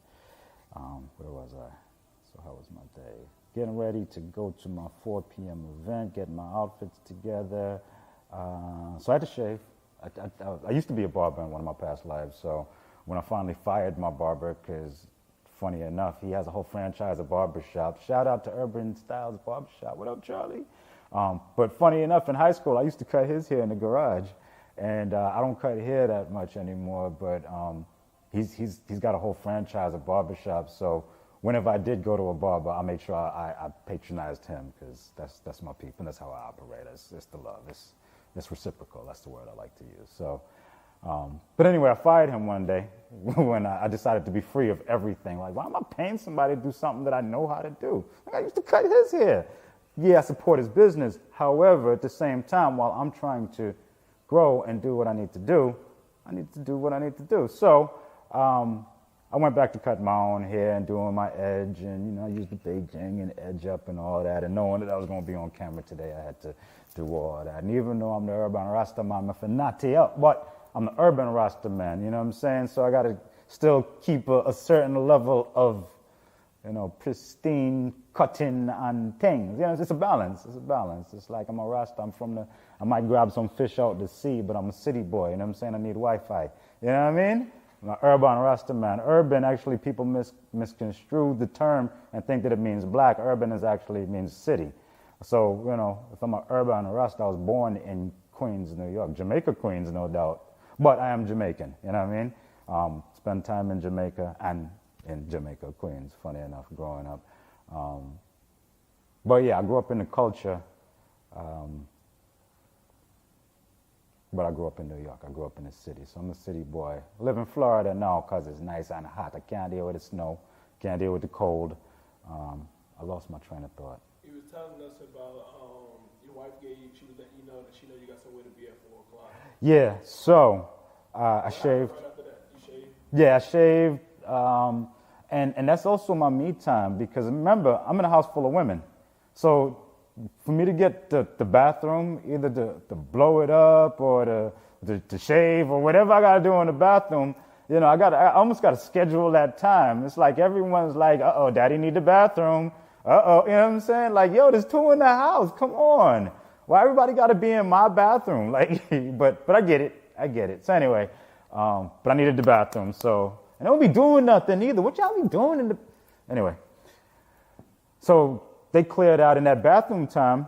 I guess I do know what they be doing. That's my time. You know what I'm saying? That's my time for me to get my mind right. I play my music. I'm edging up. I'm shaving. I'm naked for a few minutes. I'm not naked for a few minutes. I'm sweating. You know what I'm saying? Whatever you do in the bathroom, that's what you do. That's your time. You know what I'm saying? It's like being in here, just a little wider. You know what I mean? And so, yeah, so I took my time, edged up, and then jumped in the shower and washed up, cleaned up, and then started ironing out my clothes to get ready to go to my 4 p.m. And my wife, who likes to iron my clothes, was like, let me do that for you.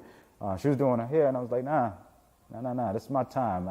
I like to do things for myself. Let me, this therapy. I don't have to do nothing else but iron my clothes. Man, you look so much like my nephew. It's crazy. I don't have to iron. I don't have to do anything else. So let me iron the clothes. And I did. Lined up everything that I needed to. And like any time I need to be anywhere else, I try not to rush, but I always end up rushing. And got everything together. Ate something real quick. And What'd you eat? Sometimes it's hard to find what to eat because, you know, I'm limited in my options sometimes. So I had some leftover egg foo young from the Chinese restaurant from the night before, and some white rice. And it comes with this gravy that you pour on it, but for the second time in a row, somebody threw my gravy away. And there's like 3 patties in there, and I ate the first one. And because it's eggs, I eat it for breakfast, even though it's egg foo young, you know what I'm saying? But I'm hungry. So that next morning, when I went to go find my gravy, somebody threw it away. And I was like, I know we got a can of gravy up in the closet from Thanksgiving, like turkey gravy or something, some kind of gravy. And I found a can, and I poured it on there, and there's another 3rd patty left, and that was the one I ate today. And ate that and poured that in a little Tupperware container, the same little Tupperware container that whoever threw my gravy away washed out the container. So I found it and poured the gravy back into that container.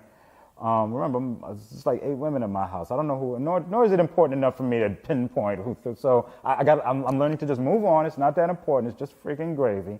But Hey, can we talk? What is it? I wanted to apologize. For what? I've been absent. Okay. Feel like I've been in a dark place for a while. Who even am I? There are days where everything feel so fuzzy. That sounds tough. It has been tough, but I've been trying to get better. I know. Man, I'm really grateful to have your support through all of this. Y'all need support sometimes. You know it, and together we got this. This is Audible. The action. After planning, you have to start doing. I created a new website for myself. I made a new YouTube channel and made most of my old videos private. I put up only music I wanted people to hear. I cleaned up all my social sites. This way I could get a fresh start on my career again. When I hit them, they didn't see it coming, and I was like a whole new artist.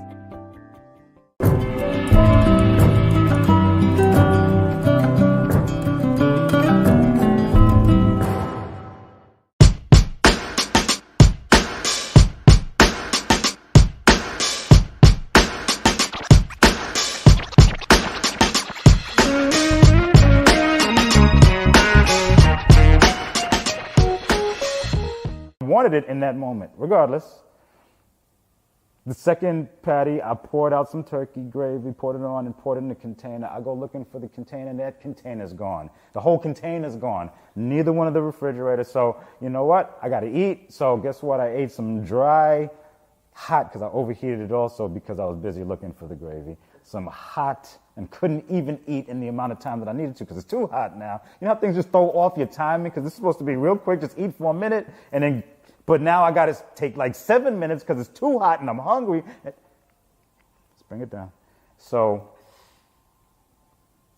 I ate the dry egg foo young with the white rice. I'm grateful. I'm full still. You know what I mean? I'm good. And then I grabbed a bottle of water and then jumped in the truck. And it's hot out there, man. It's in the 90s out there. It's hot, and I got a couple outfits in there. I actually cranked it up and let the AC blow for a few minutes before I got in because it's blazing out there.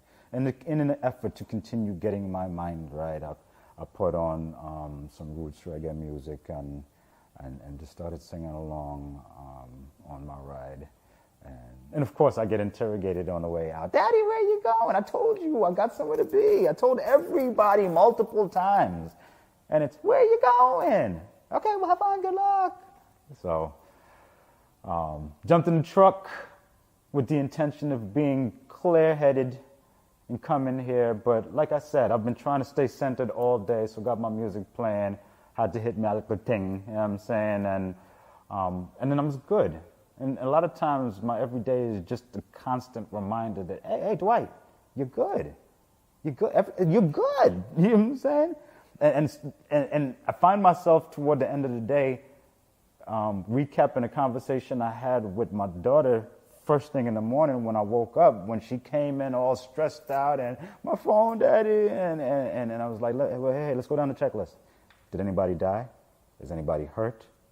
Is anything happen that can't be repaired, corrected? Did any of that occur? No? Did you lose anything? My phone. No. Did you lose anything that you can't have back before the day is over? It's stuff. Did you even cut yourself to where there's going to be a permanent scar? None of that occurred. This is stuff. They're things. It's temporary. All of it. You ain't even going to have this phone next year. You know what I'm saying? You're 10. For myself, for my own sanity, you're 10. We're going to have more serious conversations as this down the line. Why am I letting you get me worked up? So I brought myself back to that conversation that I started and the energy that I had to give out during the day, because throughout the entire day, I found that the reason I was frustrated is because I was wearing everybody else's energy. And by the end of the day, what I needed was what I gave away first thing in the morning, that reassurance that you're good. So it did come full circle. And it might even be this exact moment right now where it came full circle. But how was my day? Like I said when I started, I'm good. I'm Dwight, I'm the Urban Rock.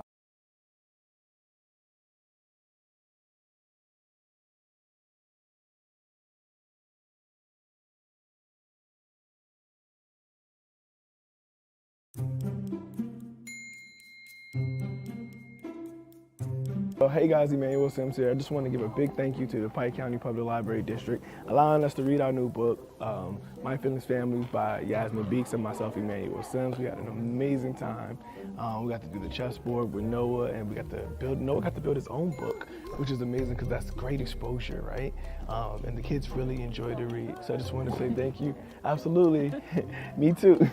And just wanted to say thank you so much. And we also have our feelings bracelets for our mixed emotions, our anger, our impatient, and we also have our pink for the blah. So I just want to say thank you guys for everything, and to make it a great day or not, if no one told you to love you today, know that God loves you and so do I. Drippity, drippity. Anything you want to add, Yaz? Thank you very much.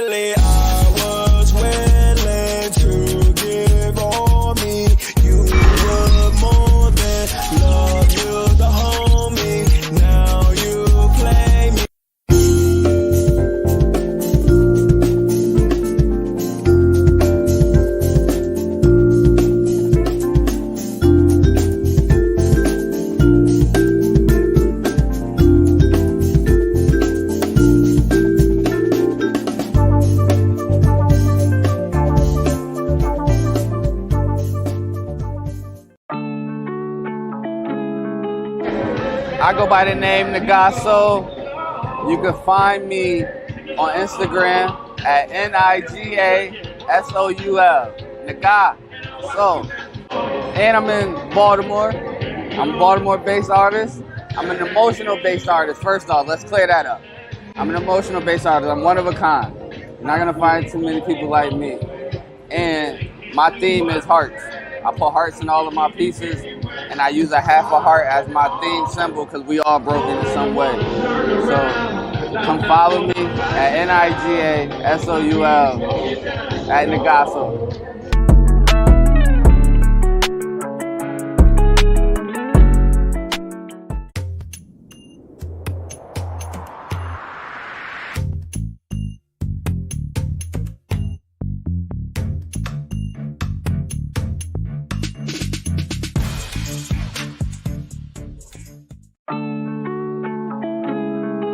What's up, y'all? Emmanuel Sims here with Danny from Illicit Rag Vintage, and we're here at Anne Fram today, and we want to just talk about what she got going on. She has a lot of different products. Some of them look handmade. Some of them look like they've been around for years. Can you tell us a little bit about what's going on? Yeah, so pretty much I carry a wide array of vintage items that I've collected from all over the world. In my travels, I've been shopping and collecting for about 20 years. At this point, a little over, like 22 years since I was about 15 or 16, and I present my collection to the world. So Where are some of the places that you've been that you've collected some of your collection from? From all over. I started traveling when I was fairly young, and vintage items have always appealed to me. Well, since I started thrifting as a teenager, the vintage items always stood out because of their, distinct creativity, and of course you could tell a lot of the pieces were handmade, so everything was always, it had an individual look that was just out of this world. So I've just always been attracted to that, and then I've transitioned into being a stylist. Okay. So that's just pretty much where I always felt good in, my styling, because it gave each individual project that I worked on a different look. Everything was super unique, and that's very important to me. So it sounded like you got into my next question, which is my trick question, what is your why? But it sounds like your passion is really giving people an opportunity to look like they want to look. Exactly. Yes, to develop a sense of individuality. I feel like that a lot of people fail to realize that style is very, very personal. It suits each individual. So therefore, I just give people a platform and present different items to them so that they can actually get in touch with that personal style. Okay. A style that is their own. My apologies. So I appreciate you sharing that. Last thing, if you can give yourself some advice when you were younger, what advice would you give younger self? Keep going. Don't let anybody's story distract you, because a lot of times a lot of people tend to push their experiences on you, and if your drive is different, your results are going to be different. So don't listen to anybody else's story. Make your own. Man, I'm not about to preach today, but don't let nobody else's story distract you. That's deep on so many levels, because we get relationships, we get friends, we get family, we get cousins, everybody who has their own perspective or experience in life that can drag us from actually getting to that next part. And I just appreciate you sharing that. I'm sure my community would appreciate it. Tell us where we can find you, how they can reach you. You guys can locate me on all social media platforms and Google at Illicit Rag Vintage. That's ILLICIT Rag, RAG Vintage. And that is on all social media platforms. And you also can Google me, like I said, as well. So hopefully I'll be touching bases with you guys, or you'll, tune into my channels and stuff, and we can connect in some way. But to everybody, keep pushing, and you can be living the life of your dreams, to be honest. That's right, y'all. Y'all heard it here from Danny, and I'm so blessed because that message was for me too. And I'm just like, when I follow the universe and I'm obedient, I get rewarded. So Danny, thank you so much. Peace and blessings, and much success. Make sure y'all check out Illicit Rag Vintage here and Fram, and y'all have a successful day.